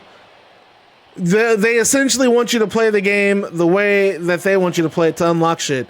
Here's a for instance. If you have a universe, right? And let's say you want someone like Bray Wyatt in your universe. He's like tier 20. If you want the Fiend, he's tier 40. So if you play the game the way they want you to, you're probably playing about 8 to 10 hours worth of the game before you can even get access to Bray Wyatt. That's a dumb system to me.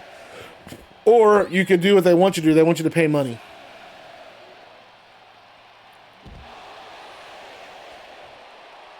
We were catching our breaths. Shit, Tegan Nox went to the top rope.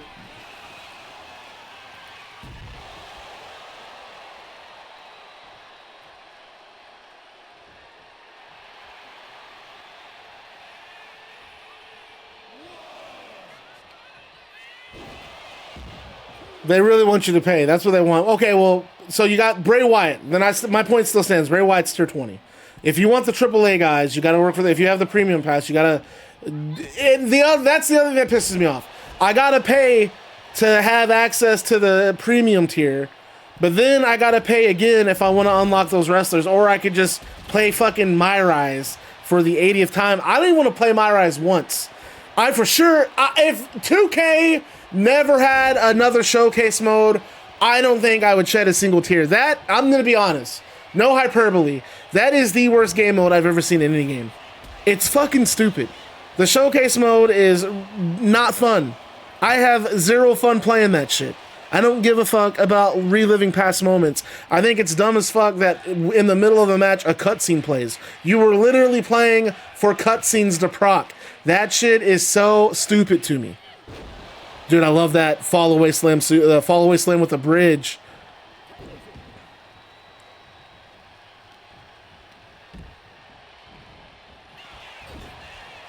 Dude, the CM Punk showcase was not that great.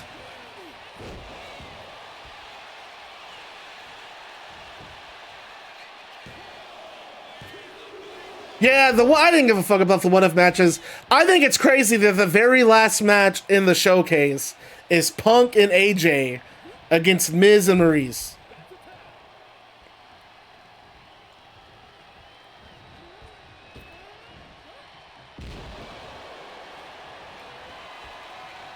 Ortiz smells blood in the water.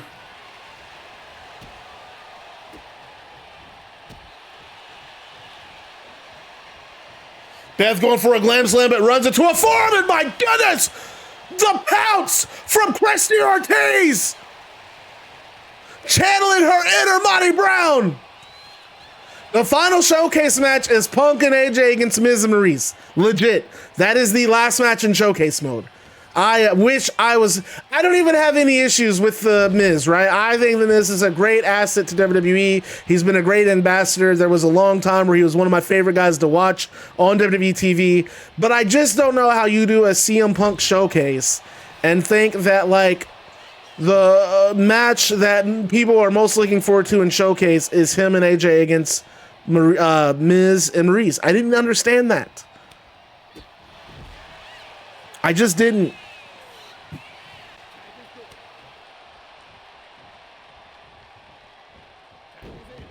Yeah, how did Seth and so the matches that I thought would be in the showcase weren't.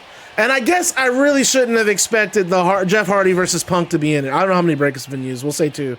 That's 2 from Knox and Beth. You guys got me on this goddamn showcase rant. I think showcase is a stupid game mode. I know that there are people out there that like it. I have no issues if you like it, but I shouldn't be forced to play it.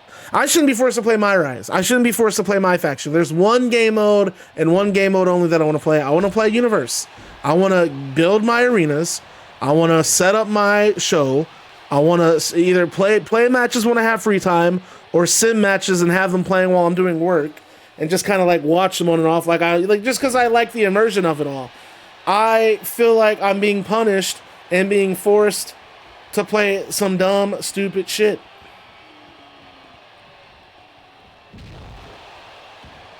I don't care what game modes they bring back, they just shouldn't force me to play them. I shouldn't have to play them. Playing Showcase to unlock wrestlers is ridiculous.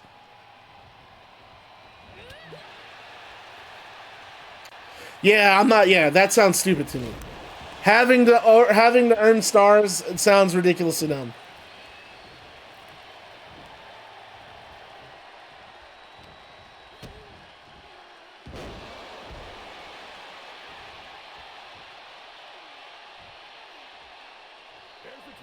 I don't miss anything. I don't mind the old way of unlocking, but I think when people say, oh, well, back in my day, you had to unlock things by playing. I don't know why people... I can tell who's only been playing video games for the last few years. Dude, gaming has evolved. Back then, like PS3 era, PS2 era, really PS2 era, not necessarily PS3. DLC wasn't even a thing, right?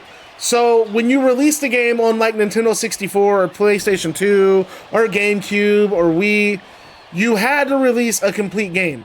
So you couldn't really go in and patch it and add stuff. So the game that was released was quote unquote the full game. So you had to do things to give the game some longevity. So having unlockables would be one of those things that would guarantee people would keep playing, play to do the unlocks. But now you have DLC. You have ways that you can patch shit in. You don't need to have unlocks the traditional way. Especially when the alternative is paying money to unlock them. If you really like that fucking 2K guy, whatever that dumb fuck's name is on Reddit, the guy that works for 2K, the guy that was whining about people doing the Eric Bischoff thing. If you really cared and genuinely wanted people to unlock stuff by playing the game, you wouldn't give them the fucking option to use their wallet to unlock the shit. That wouldn't even be an option. So I don't want to hear this shit about play the game and earn your unlocks. If that was what it was, there wouldn't be an option to pay for it. You want people to what you really want people to do is to get so bored of the grind that they're willing maybe not spend $70, but maybe they'll spend $10, $15 to skip a few tiers. Maybe they'll spend $10, $15 to go from, I don't know, tier 30 to tier 40. That's what you're looking for. I'm not doing that shit.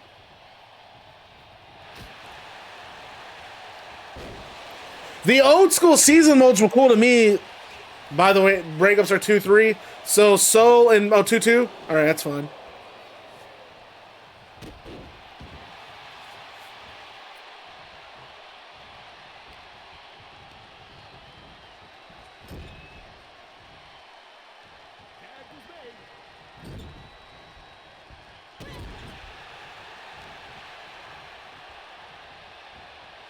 Soul has Ortiz placed on those ropes.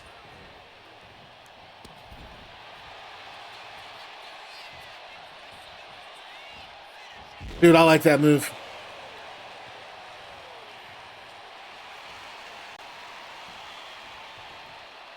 So I think gonna go. So no, moonsault. And Ortiz moves out of the way, and there's a shining wizard from Ortiz that might have knocked out Soul.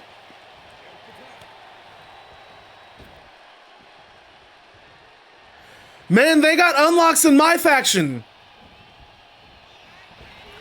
Which is crazy because, like, I swear, and I could be wrong, I swear they said all the unlocks in 2K26 are going to be tied to the ringside pass. So why the fuck are there personas in my rise, or in my faction?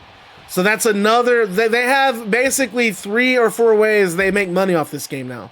You have my faction, which you can, I guess, buy cards. I've never played that game mode. I'm never going to play it. So you can buy shit on that. They have the fucking island. You can buy shit on that. They have, well, I guess 3 ways. They have the goddamn, well, DLC. You can buy the DLC, and now you have the fucking ringside pass. I have never seen a game with that many avenues of monetization that still cost a full $60 or $70 to buy. Or $150 if you bought it early, like my dumbass. I can't wait for them to charge for community creation shit. I'm telling you, I don't put it past. I mean, I don't think they'd go that far, but they might. You never know. So Ruca and Ortiz in there by themselves. So tripping up Ortiz.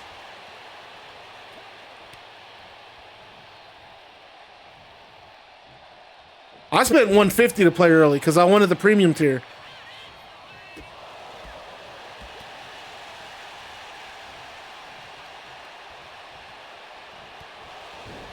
$10. I don't know about $10 to create a wrestler, but I could see, like, what up, Benny boy? I could see them charging for like specific content.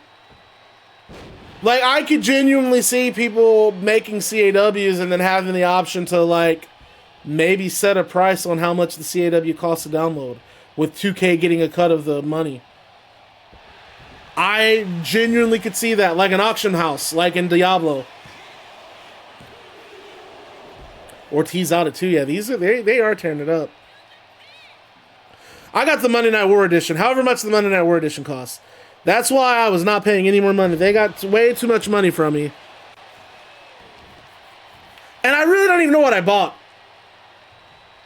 I guess I bought all the seasons, right?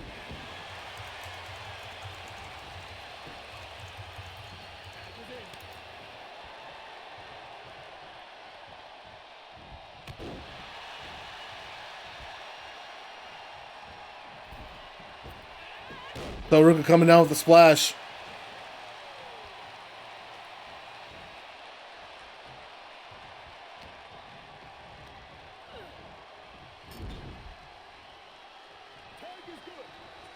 And now these two tagging each other in. Double shoulder tackles.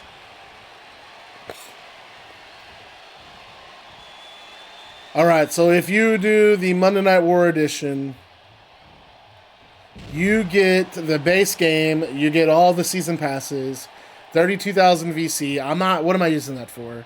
A Superstar Mega Boost. You get Joe Hendry. Triple H 98, McMahon 2000. You get an Island emote. Who gives a fuck? Rock 99, Kane 98. By the way, I hate that the alternative. I'm cussing a lot tonight because I'm frustrated. I hate that the alternative attires for wrestlers says the arena, like the alt in their name. Like it'll say SummerSlam 2020 CM Punk. What? Jumping knee from Ortiz.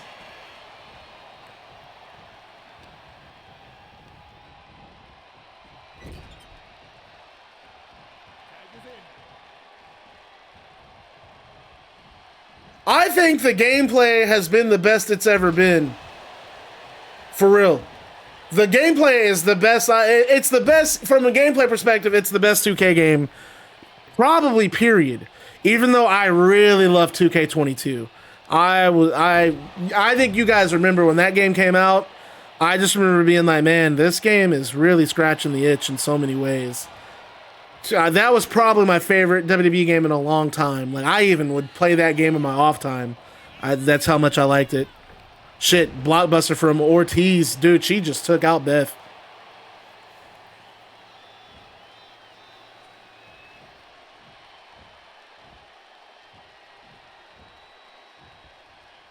Well, yeah, but I think we should have known that. We say that like we're surprised, right? But we should have known that. We should have known that was coming. Wow! That's how they win. Christie Ortiz!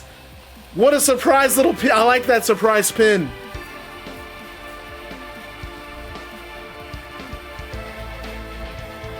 Yeah, but Harpy, this isn't even 2K26. It's a 2K25.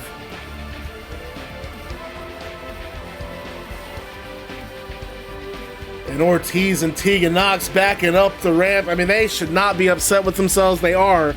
I mean, they had a hell of a performance, though. They put it on. And the champions, Beth Phoenix and Ruca, face to face in the ring. And they both hold up their titles and unified. It is a unification match. Ruca putting the Combat League Women's World Championship on the line. Beth Phoenix putting the Journey Valkyrie World Championship on the line. And the winner comes out as the first ever Combat League World Singles Champion. I'm gonna pull up 2K26 real quick. I gotta turn some shit off on this game. What did you miss? You've not missed. You missed a pretty good show. I was gonna say you not missed much, but you've missed pretty much everything. Our main event is about to start here soon, but we got a couple more segments we got to go through. Before we get there, though, I got to get this shit set up, so I apologize.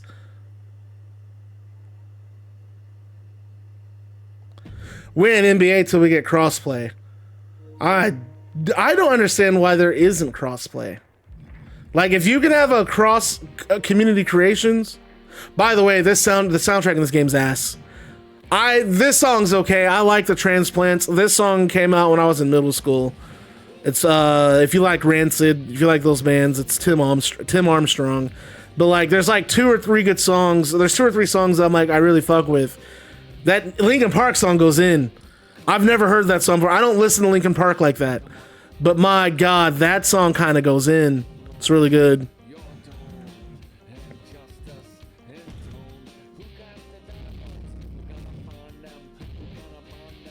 That Spanish song's okay.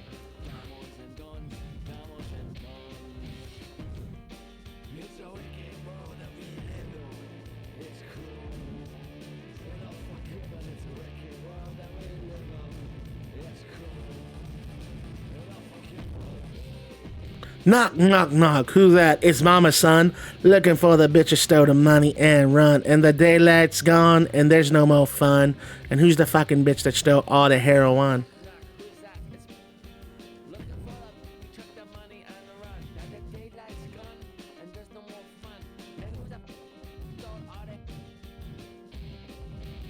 It's all gone. You smoke it all up, and now you've got none.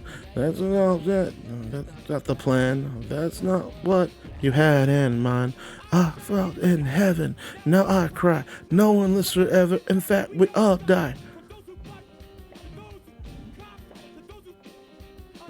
Next match is the main event. I just gotta get it set up. Sorry. We'll just go with this. That's fine.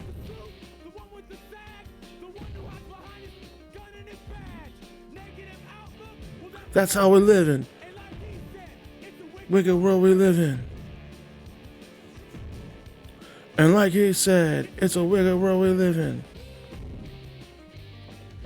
Woo woo. Woo woo.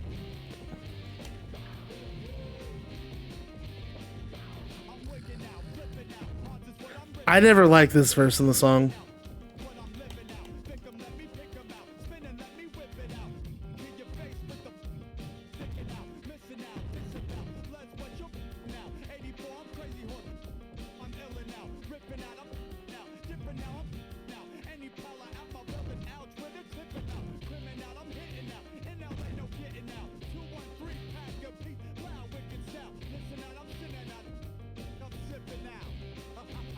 Who am I forgetting? Oh yeah, I like the second attire she has. All right, folks. So before we get to this main event, we got to go through a couple more things. Let me turn off the volume on this game. Okay. So first thing we're gonna have to go over. We have Ruca, Beth Phoenix. They're both standing tall in the ring, holding up their titles. But then there is a commotion in the audience. And the camera goes to the audience. Will Ospreay is among the fans. And he says, Chris Jericho, you will never understand the relationship that I have with these people. I am one of these people. I eat, sleep, and breathe pro wrestling, bruv. And that's why I am proud to call Combat League my home. You couldn't even bother to be here tonight. You couldn't make it. Because you don't care anymore.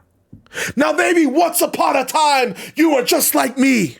You were in it for the love of the game, but the money and the fame have jaded you, and they have made you a husk of the man you once were. You insult these people. You insult our intelligence every week. And then when we need you, when we expect you to be here, you can't fulfill your commitments because you believe you're better than us. And you honestly think you're making Combat League a better place. No, Chris, you are like a plague and you are ruining this company because you're a leech. You're a parasite. Time and time again, I have only seen you take and you never give back. And I'll be damned if I let you do that to Combat League. You listen to this audience. You're not welcome here, Chris. They see right through you, just like I see right through you. And it's important that I expose you for the fraud you are at Unified. And that's why I'm taking the risk. That's why I'm putting my career in Combat League on the line, because I think it's time someone made you realize that the world of professional wrestling has passed you by. If putting my career on the line is the only way to get you in the ring, then it's worth it to me, Chris. At Unified, it won't be me leaving Combat League. It will be you, Jericho. And Ospreay gets, one of the fans moves out of the way, and Ospreay stands on his chair, and he's getting the crowd amped up, and man, Ospreay versus Chris Jericho at Unified. You can feel that heart. You can feel the passion Ospreay has. If Jericho beats him at Unified, Ospreay leaves Combat League. But I can only hope he stays. We're better for having a guy like Will Ospreay here. And then as Ospreay's celebrating with the crowd, we cut backstage. And we're in the executive office, and there's a table, and seated at one side of this table is Bret Hart. And the security guard opens the office door, and Seth Rollins walks in. Big smirk on his face, and he takes a seat opposite of Bret. I knew you'd show, is what Bret Hart says, and Rollins, Hitman, Hitman, Hitman. What is this game we're playing, huh? And Bret says, no game. And Bret has a pad folio in his hand, and he slides it across the table. And Seth opens it up, and he's reading it over. And Bret says, thought that might interest you. And Seth continues to read it over, and he's got a smile on his face. That's right. You're reading it correctly. Title matches for everyone. Commonwealth match for Ilja. Twitch TV match for Barry. Tag team championship match for Roderick and Kyle. And you, of course, waiting for you, a world championship match. This is everything all of you have ever wanted. Everything that all of you have claimed I prevented you from achieving. All you have to do is sign your name on that paperwork and agree to one final decisive fight. But you sign that, I want you to understand the terms. And Rollins looks away from the contract and looks at Bret. I'm listening. And Bret says, you've seen the layout of the arena at Unified. There's a lot of extra space at ringside. There's a lot of extra space because I put in for a contingency. Because if you sign that contract, Seth, 2 rings, 1 cage, the 10 of us locked in, nowhere to run, fighting until our very last breath, until only one side is left standing. And Seth leans back. Is this a war? You want a war with us, Bret? And Bret says, no, I don't want a war. I want unified combat. We win the alliance you set up. It's done for good. All of you stop your association, and all of you toe the line, and you earn your opportunities just like every other man and woman in that locker room. No more bitching, no more whining, no more blaming me for your shortcomings, no more hijacking Combat Evolved. You win. All of you get all those aforementioned title matches. And then you know what? No, I'll sweeten the pot. If you win, I'm gone. I'm gone for good. My temporary stepping down from president of this company will be a permanent move. I'm out of here. I've spoken with NJF. I've spoken with Dominic and Adam and Satanta. They're in. All you have to do is consult your boys. If they agree, sign the contract, and we make it official. And Seth, I don't need to consult them, Bret. This is too good of a deal to pass up. Unified combat, that's what you want? And we get a chance to beat your ass in that cage and send you packing for good? It's done. And Seth signs without even talking to one of his allies. He's already signed it. Bret has spoken with everyone on his side, and they're all down. Seth signs. He's got this. He's down. He signs the contract, and he slides it back over to Bret. And Bret says, I thought you guys did everything as a unit. And Seth says, you know what? Stop talking. You're a lot like Max, Bret. You just don't know when to quit. They know what's at stake. We get everything that we've been fighting and calling for and has been denied to us. We get everything we want. And when we beat you guys at Unified, your ass is gone from Combat League for good. This is a no-brainer. This is the best deal you've laid in front of me. And Bret, I can't believe this is what you want. We will be seeing you at Unified, Bret. And I'd say it was a pleasure working with you, but we both know that's not true. So long, Bret. And Seth Rollins leaves the office, and Bret looks over the contract, and our final match for Unified has been set. Unified Combat, the main event of Unified. On one side, Seth Rollins, Kyle O'Reilly, Roderick Strong, Ilja Dragunov, and Barry Barnes. On the other side, it is Bret Hart, MJF, Adam Cole, Satanta, and Dominic Mysterio. Let's take it back to ringside. It is the Countdown Championship Crucible for Mystery Women making their main event debut. And the winner, the first in line for a World Singles Championship match. Let's take it to ringside. Oh no. I forgot to turn back on the entrances. Let's quit the match. Well, y'all saw one of the women. Y'all didn't see everybody.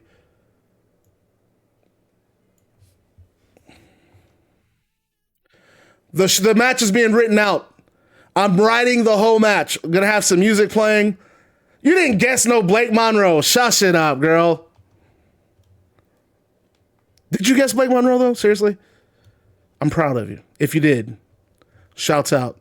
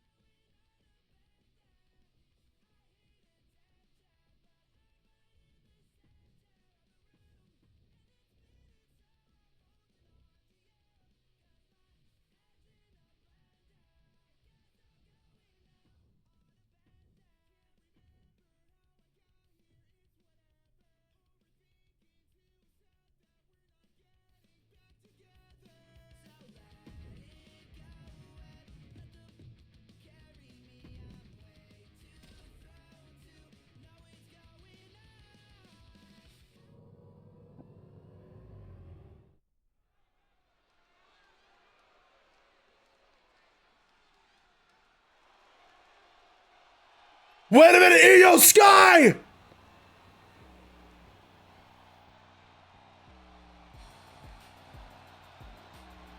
Io Sky here in Combat League! One of the mystery competitors in tonight's Championship Crucible has a chance, will one day meet, if she wins this, she will meet the winner of Beth Phoenix and So Ruca.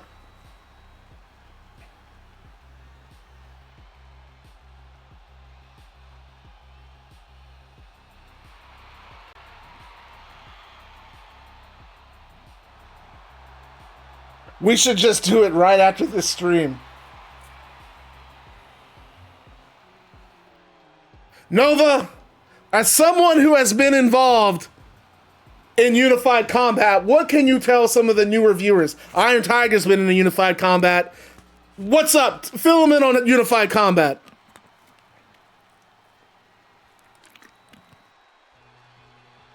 AJ Lee! And we've seen AJ Lee in Combat League before! But now, in the Championship Crucible,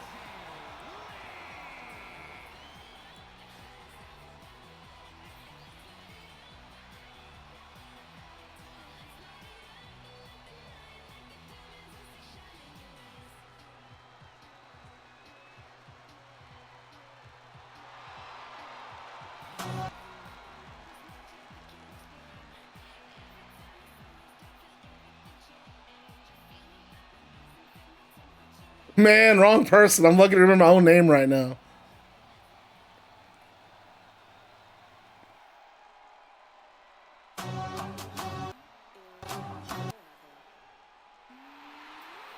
Why did it show Roxanne Perez? Former men's been in one. Oh my God, Twitch TV title. I'm so sorry, YouTube Championship. I'm so used to the Twitch TV title being a men's belt. You're right. I made a mistake. Yes, Barry Barnes wins. He gets a YouTube title. And Blake Monroe, wow.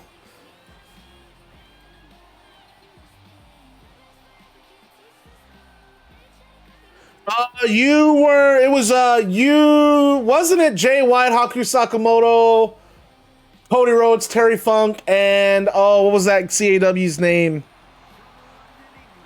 Oh, what was his name? The Top Flight played as him. Diego Diamond against the Wicked and the Vine. That was what? Jericho, Owens, Cedric Alexander, Matt Taven. I don't remember who else, though. Sammy Guevara, maybe? And we've got one fight. This is who I hope wins the match. I am not going to front.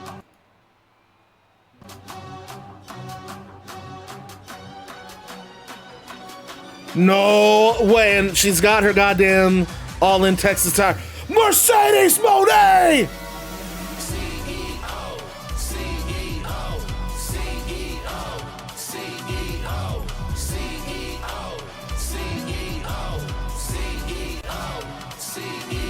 I guessed it.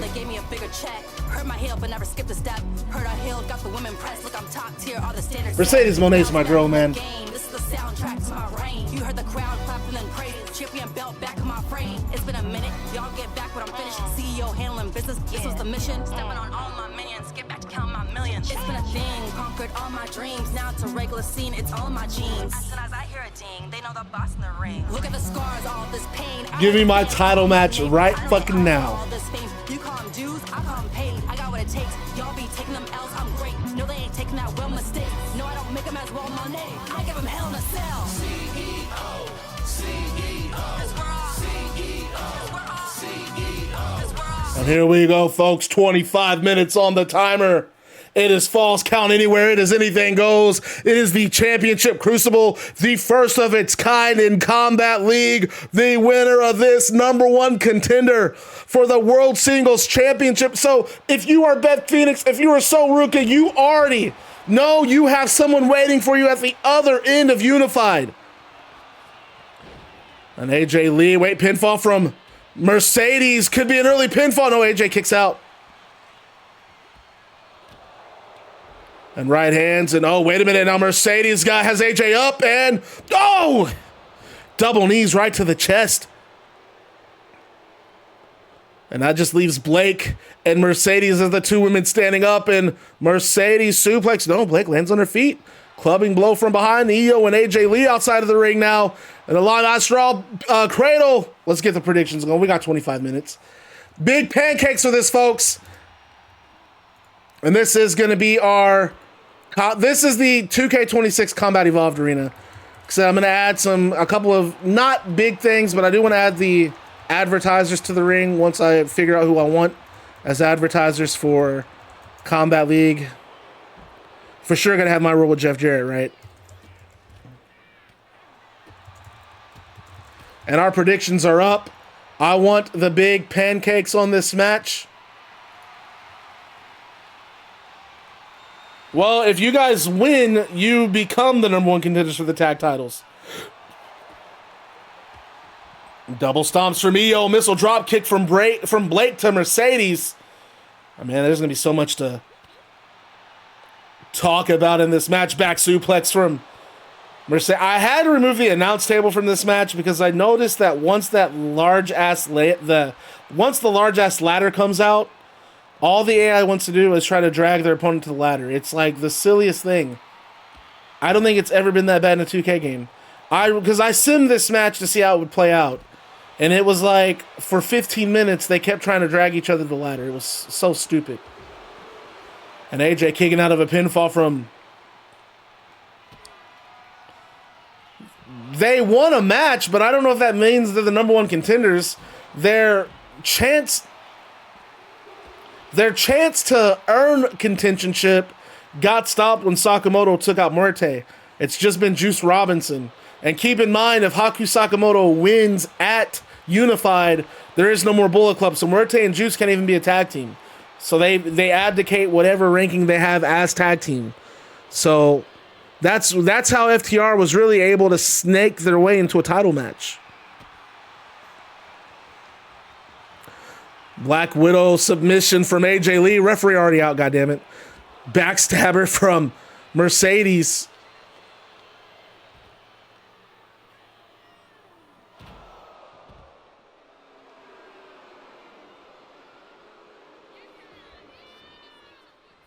Yeah, you wish you had I like Mercedes.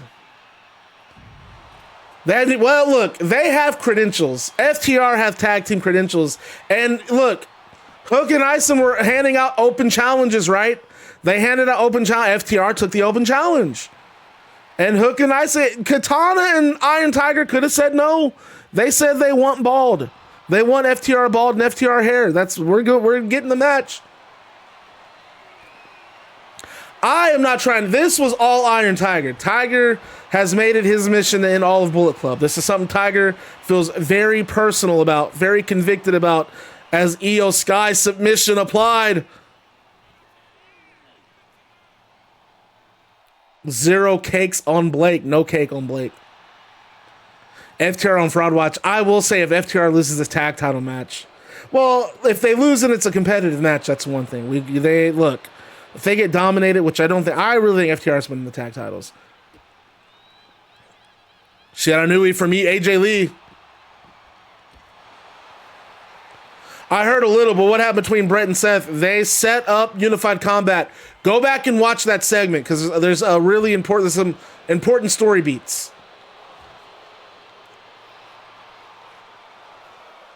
AJ Lee kicking out. There's Blake Monroe though.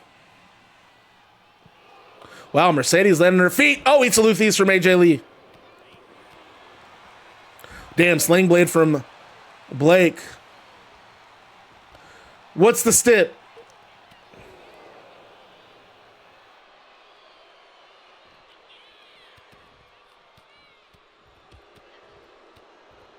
Tiger's trying to lose.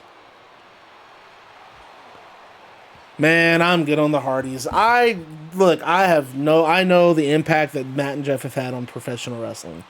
These guys are super important, but man, I want to see some of the other guys. Shit, right on those chairs, dude.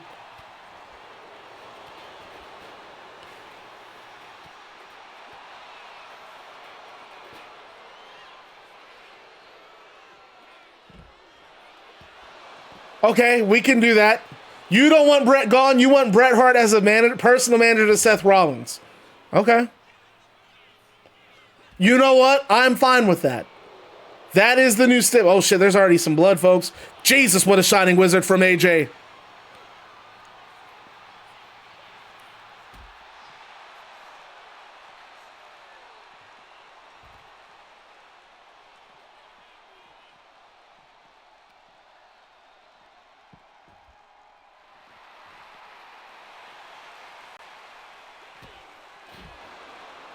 Mercedes has Blake up.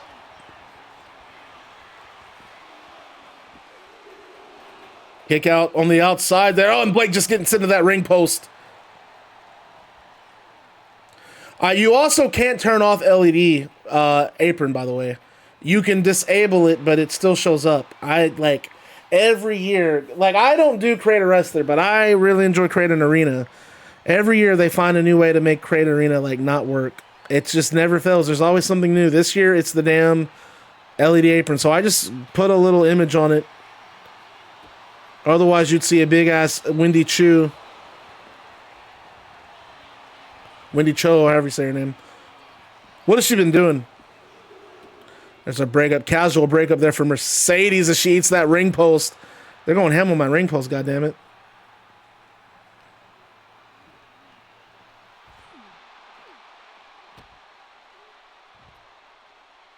AJ Lee just fighting anything that moves. I'm not even sure.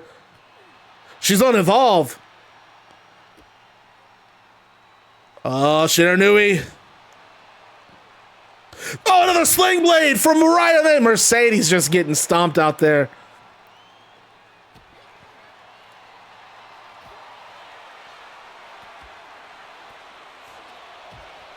And this fight just going all over the place. And that is the Championship Crucible in a nutshell.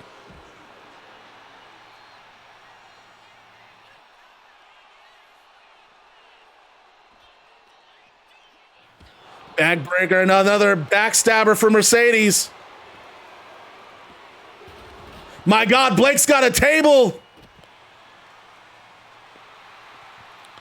And I don't know, I don't think Io realized Blake behind her sending Io into the barricade. They need to fix these like weird camera cuts where you're not looking at anything.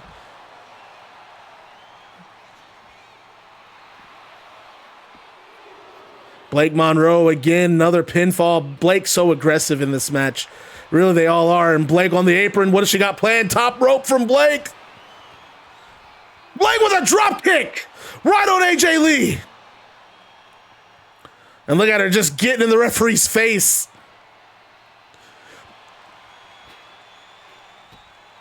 I haven't decided. Probably do a sudden death on the next episode of Combat League.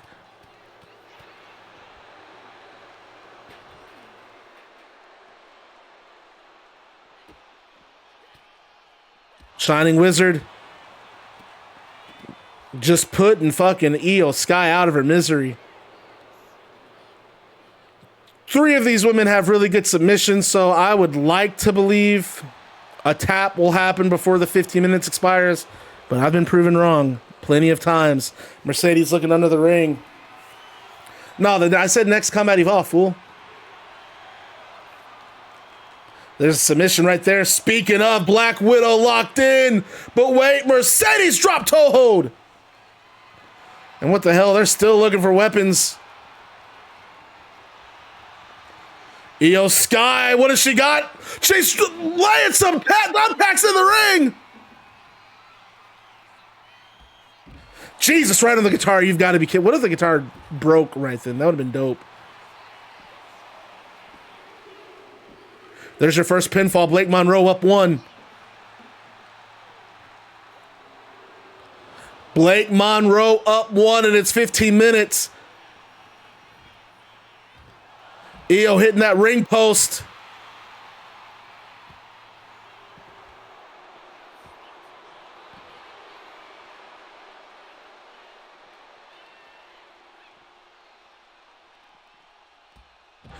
She's got the Jeff Jarrett stroke, man. Love it. Why isn't Blake Monroe on the main roster, dude? She was awesome.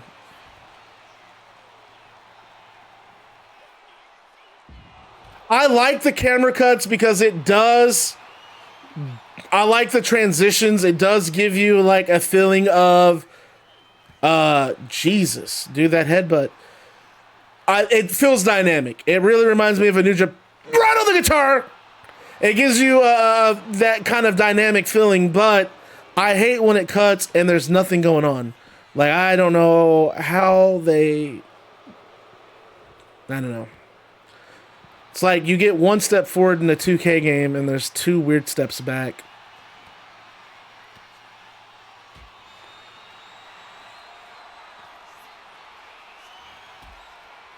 Oh, look at AJ and Blake and Mercedes working to get Blake and Mercedes working together. I don't know if I said Mercedes and Monet working together. I'm not sure what I'm saying. Sometimes I don't know. As nice sliced bread from AJ could go for a pin. Wait a minute. Kendo stick from Blake Monroe, just looking for more weapons to add to the carnage. Russian leg sweep from Mercedes. AJ Lee catching a beating in this match. Jesus, and Blake just threw the chair right at Mercedes. And Blake and Io working together there on Mercedes. And my eyes are just fixed on the thumbtacks into the ring. Wait, quick pin for Mercedes. And it's a tied game between Mercedes and Blake. Still plenty of time to work. Mercedes knows that as she doubles Io over. Io right hands.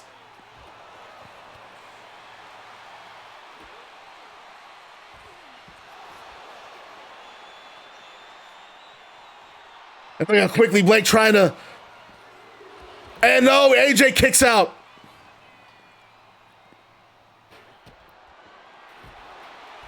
And what the hell could you possibly be looking for a weapon for? Everything in this match. Shining Wizard from AJ. And Mercedes has a damn trash can, folks. And she just Drops it on AJ, pinfall. Blake pouring out more thumb. Was that a pin or did AJ kick out? I couldn't tell.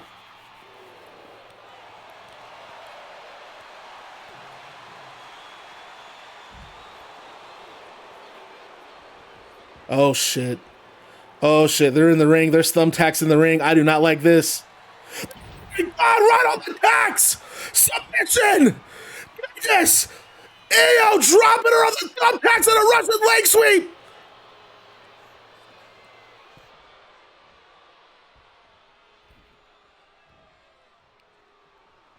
Slamming Io against that top turnbuckle. Does Mercedes in the right hand. And you got AJ and Blake fighting on the outside.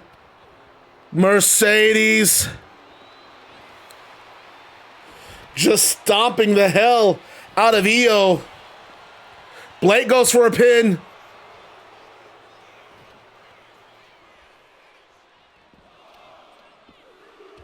And just narrowly breaks it up. Oh, and Mercedes throwing Blake Monroe. Monroe just eating those tacks now, dude. Wait a minute, Irish whip.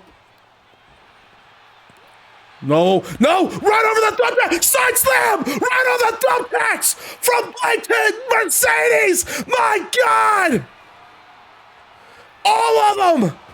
Look at both these ladies covered in tacks, and Blake not done. Center of the ring, and the. Oh my God, no base press.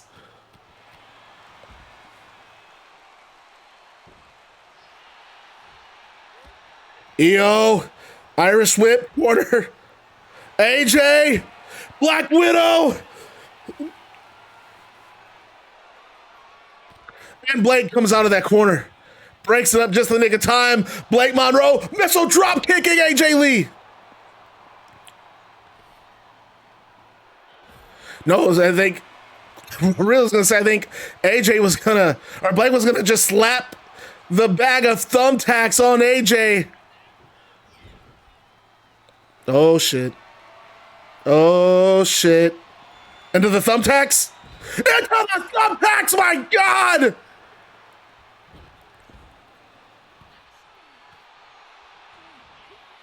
Headbutt from Blake Monroe.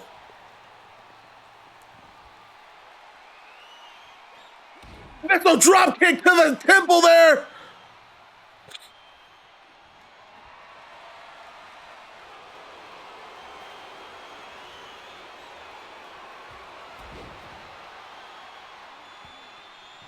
Folks, I don't know. I think that AJ might be finished here. Wait a minute. Mercedes double on DDT!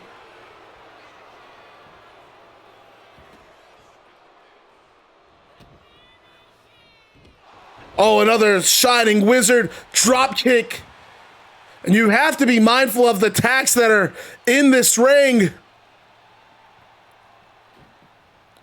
Io just wrote all in those damn things, dude. What the fuck?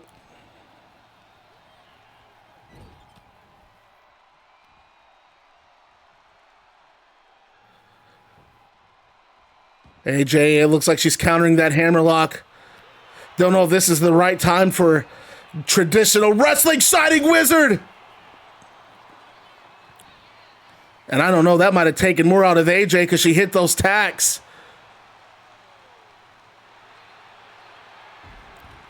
But Blake Monroe is motionless. Submission from Io on the outside. Io's cranking it. Mercedes taps. We got a three-way tie here, folks. AJ Lee, the only one without a pinfall.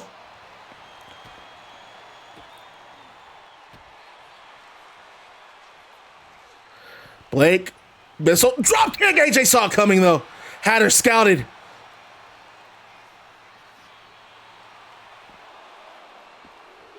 Wow, I was going to say Io might just, it's still the lead here. And she saw AJ coming, Meteora.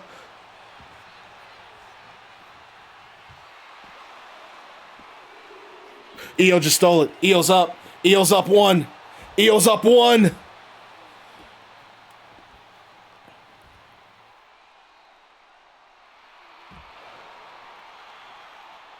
7 minutes to go.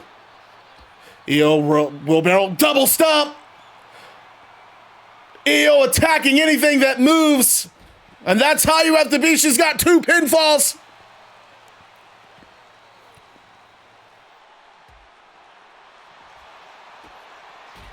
Double arm DDT from Blake.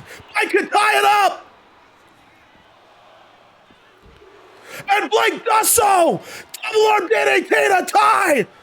6 minutes to go.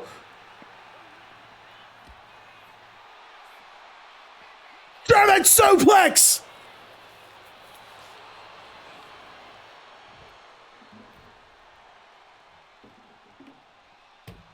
Mercedes and Blake, I'll say, look like they're going back in the ring instead.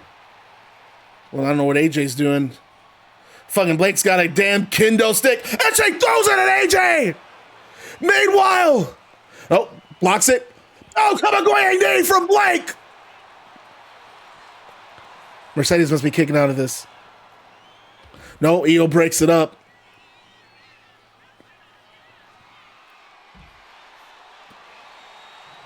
Oh, lung blower. And as of now, 5 minutes, 40 seconds left. It is Blake and Io in the lead. Jesus. And Mercedes almost had it there. Would have been a 3-way tie, but AJ Lee breaking it up, and a frustrated Mercedes throwing AJ Lee. Just flinging her into those steel steps. Monroe with the Luthie's press. Our 2 leaders here going after it.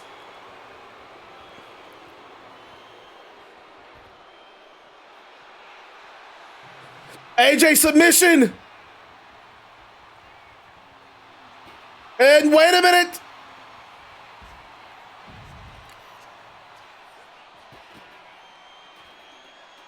Shit, I was going to say right there, that could be it.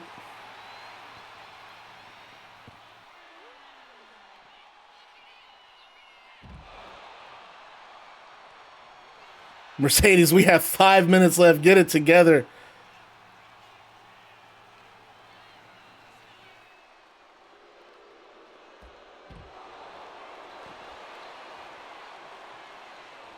Blake could have it here.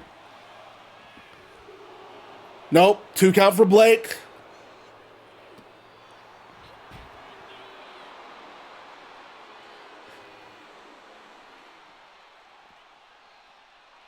Oh, wow. Counter there from Mercedes. And then broken up by AJ.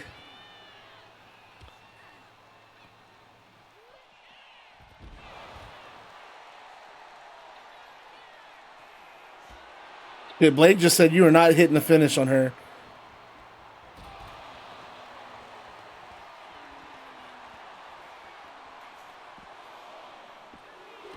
I was going to say, man, Io just stole it there. Io.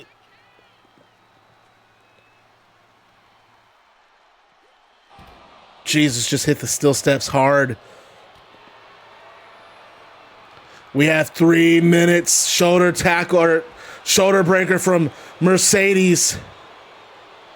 And tombstone. Nope.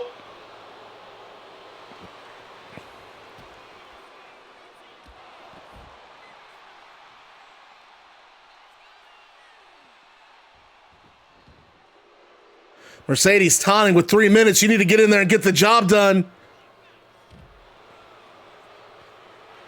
I don't know. She might be paying for it here. AJ Lee with a submission. And Mercedes taps. AJ with her first pinfall in this match. Her first submission. AJ and Mercedes tied at 1.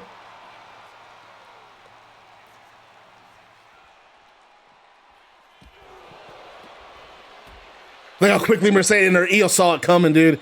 Io just stomping, trying to prevent any kind of submission from taking place. My God, AJ's got that goddamn guitar. I don't know who's gonna get hit with this. I feel, oh my God, just hitting Io in the back.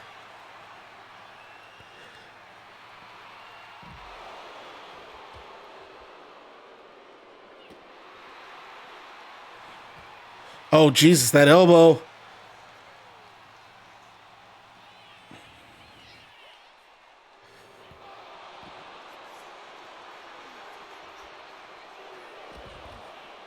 We have a minute and 45 seconds.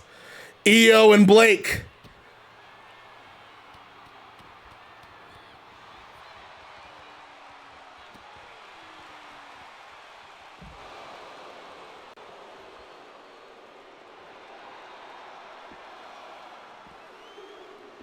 Wow, Mercedes just tied it up.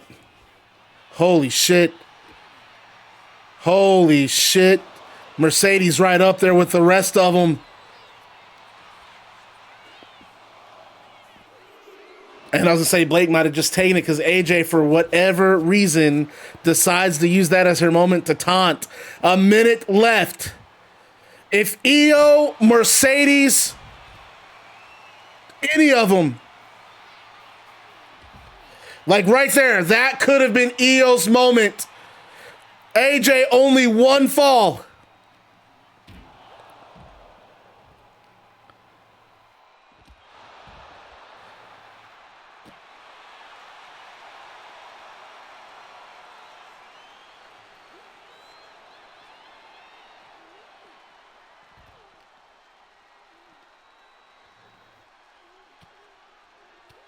Mercedes, Singapore cane in hand. Jesus, she just threw it! Hitting Io Sky! Drop driver!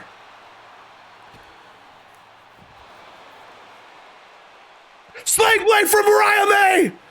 Mariah, you got 9 seconds! Headbutt! AJ! It is a 3-way draw. Mercedes Moné.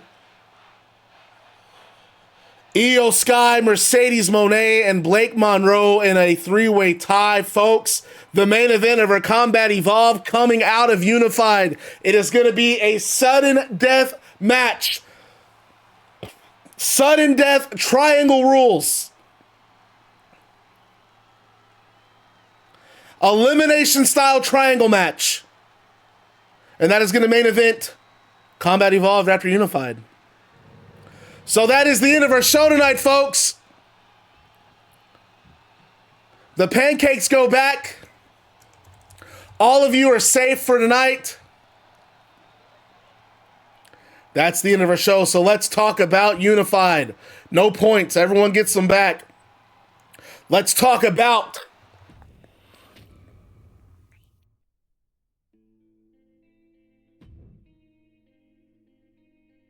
let's go ahead and... Oh my God, what the fuck? Just give me to the main screen, please.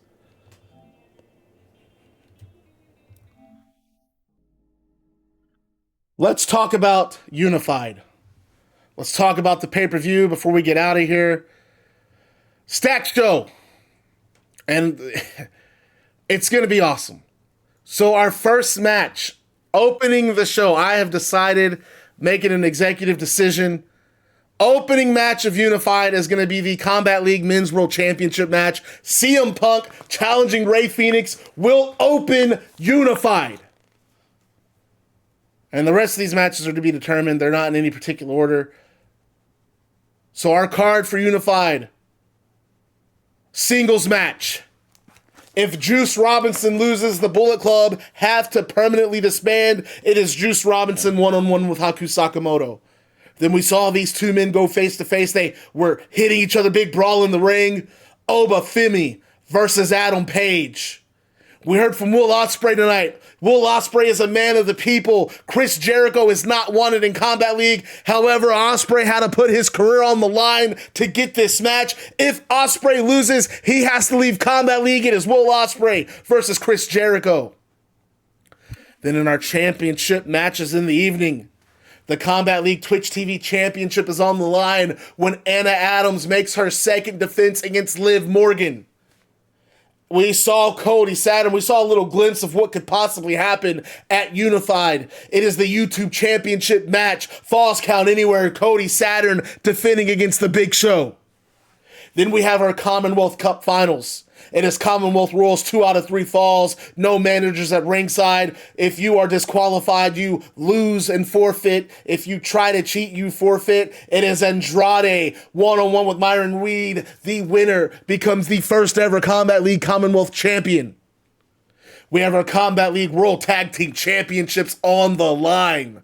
It is Aysen, Darkhan, and Hook defending those titles against FTR. And I really might... we don't have a Hook. I was going to say, I might make that match on 2K26 just in case it goes too long. But we might not have that opportunity. I already talked about it. I'll say it again. This match is opening the pay-per-view, folks. Combat League Men's World Championship match. Rey Fenix defends against CM Punk. We have our title unification match. On one end, we have the Combat League Women's World Champion. On the other end, we have the Journey Pro Valkyrie World Champion. And they will unify those titles to crown the first ever World Singles Champion. It is Ruca, the Combat League Women's World Champion, taking on Beth Phoenix, the Journey Pro World Valkyrie Champion. And our main event of the evening, it is Unified Combat. On one side, we have Seth Rollins, Kyle O'Reilly, Roderick Strong, Ilja Dragunov, and Barry Barnes. On the other side, we have Bret Hart, MJF, Adam Cole, Satanta, and Dominic Mysterio. If Bret Hart and his allies win, there is no more alliance. There's no more alliance to end Bret Hart. They must, Rollins and Barnes and O'Reilly and Strong and Ilja, they must earn their matches. They must fight and earn and work for what they want. No different than everyone else in that locker room. But if Seth Rollins and his alliance win, not only do they all get title matches, a YouTube title match for Barry Barnes, tag title matches for O'Reilly and Strong, Commonwealth title match for Ilja Dragunov, World Championship match for Seth Rollins, Bret Hart will permanently step down from Combat League president, and he will personally have to manage Seth Rollins. That is what's at stake at Unified, folks. It is Friday night, live on pay-per-view. This show is going to be one for the ages. You will not want to miss it. Friday night, special start time of 5 p.m. Central. Going to get this show started early. The Unified Combat match will be a fully written out match. The rest of the show is going to happen on 2K25. Man, this is going to be a big show. A lot going on. A lot to sink your teeth into. We are stacked. Folks, I'm Bad Guy Maddox, Twitch's #1 bad guy. You guys are the Bad Guy Club, the baddest club on Twitch TV. I will see you Friday night, live on pay-per-view, live on Twitch TV. Remember to stay bad, because being bad is fun. See you guys Friday. Have a great night, guys.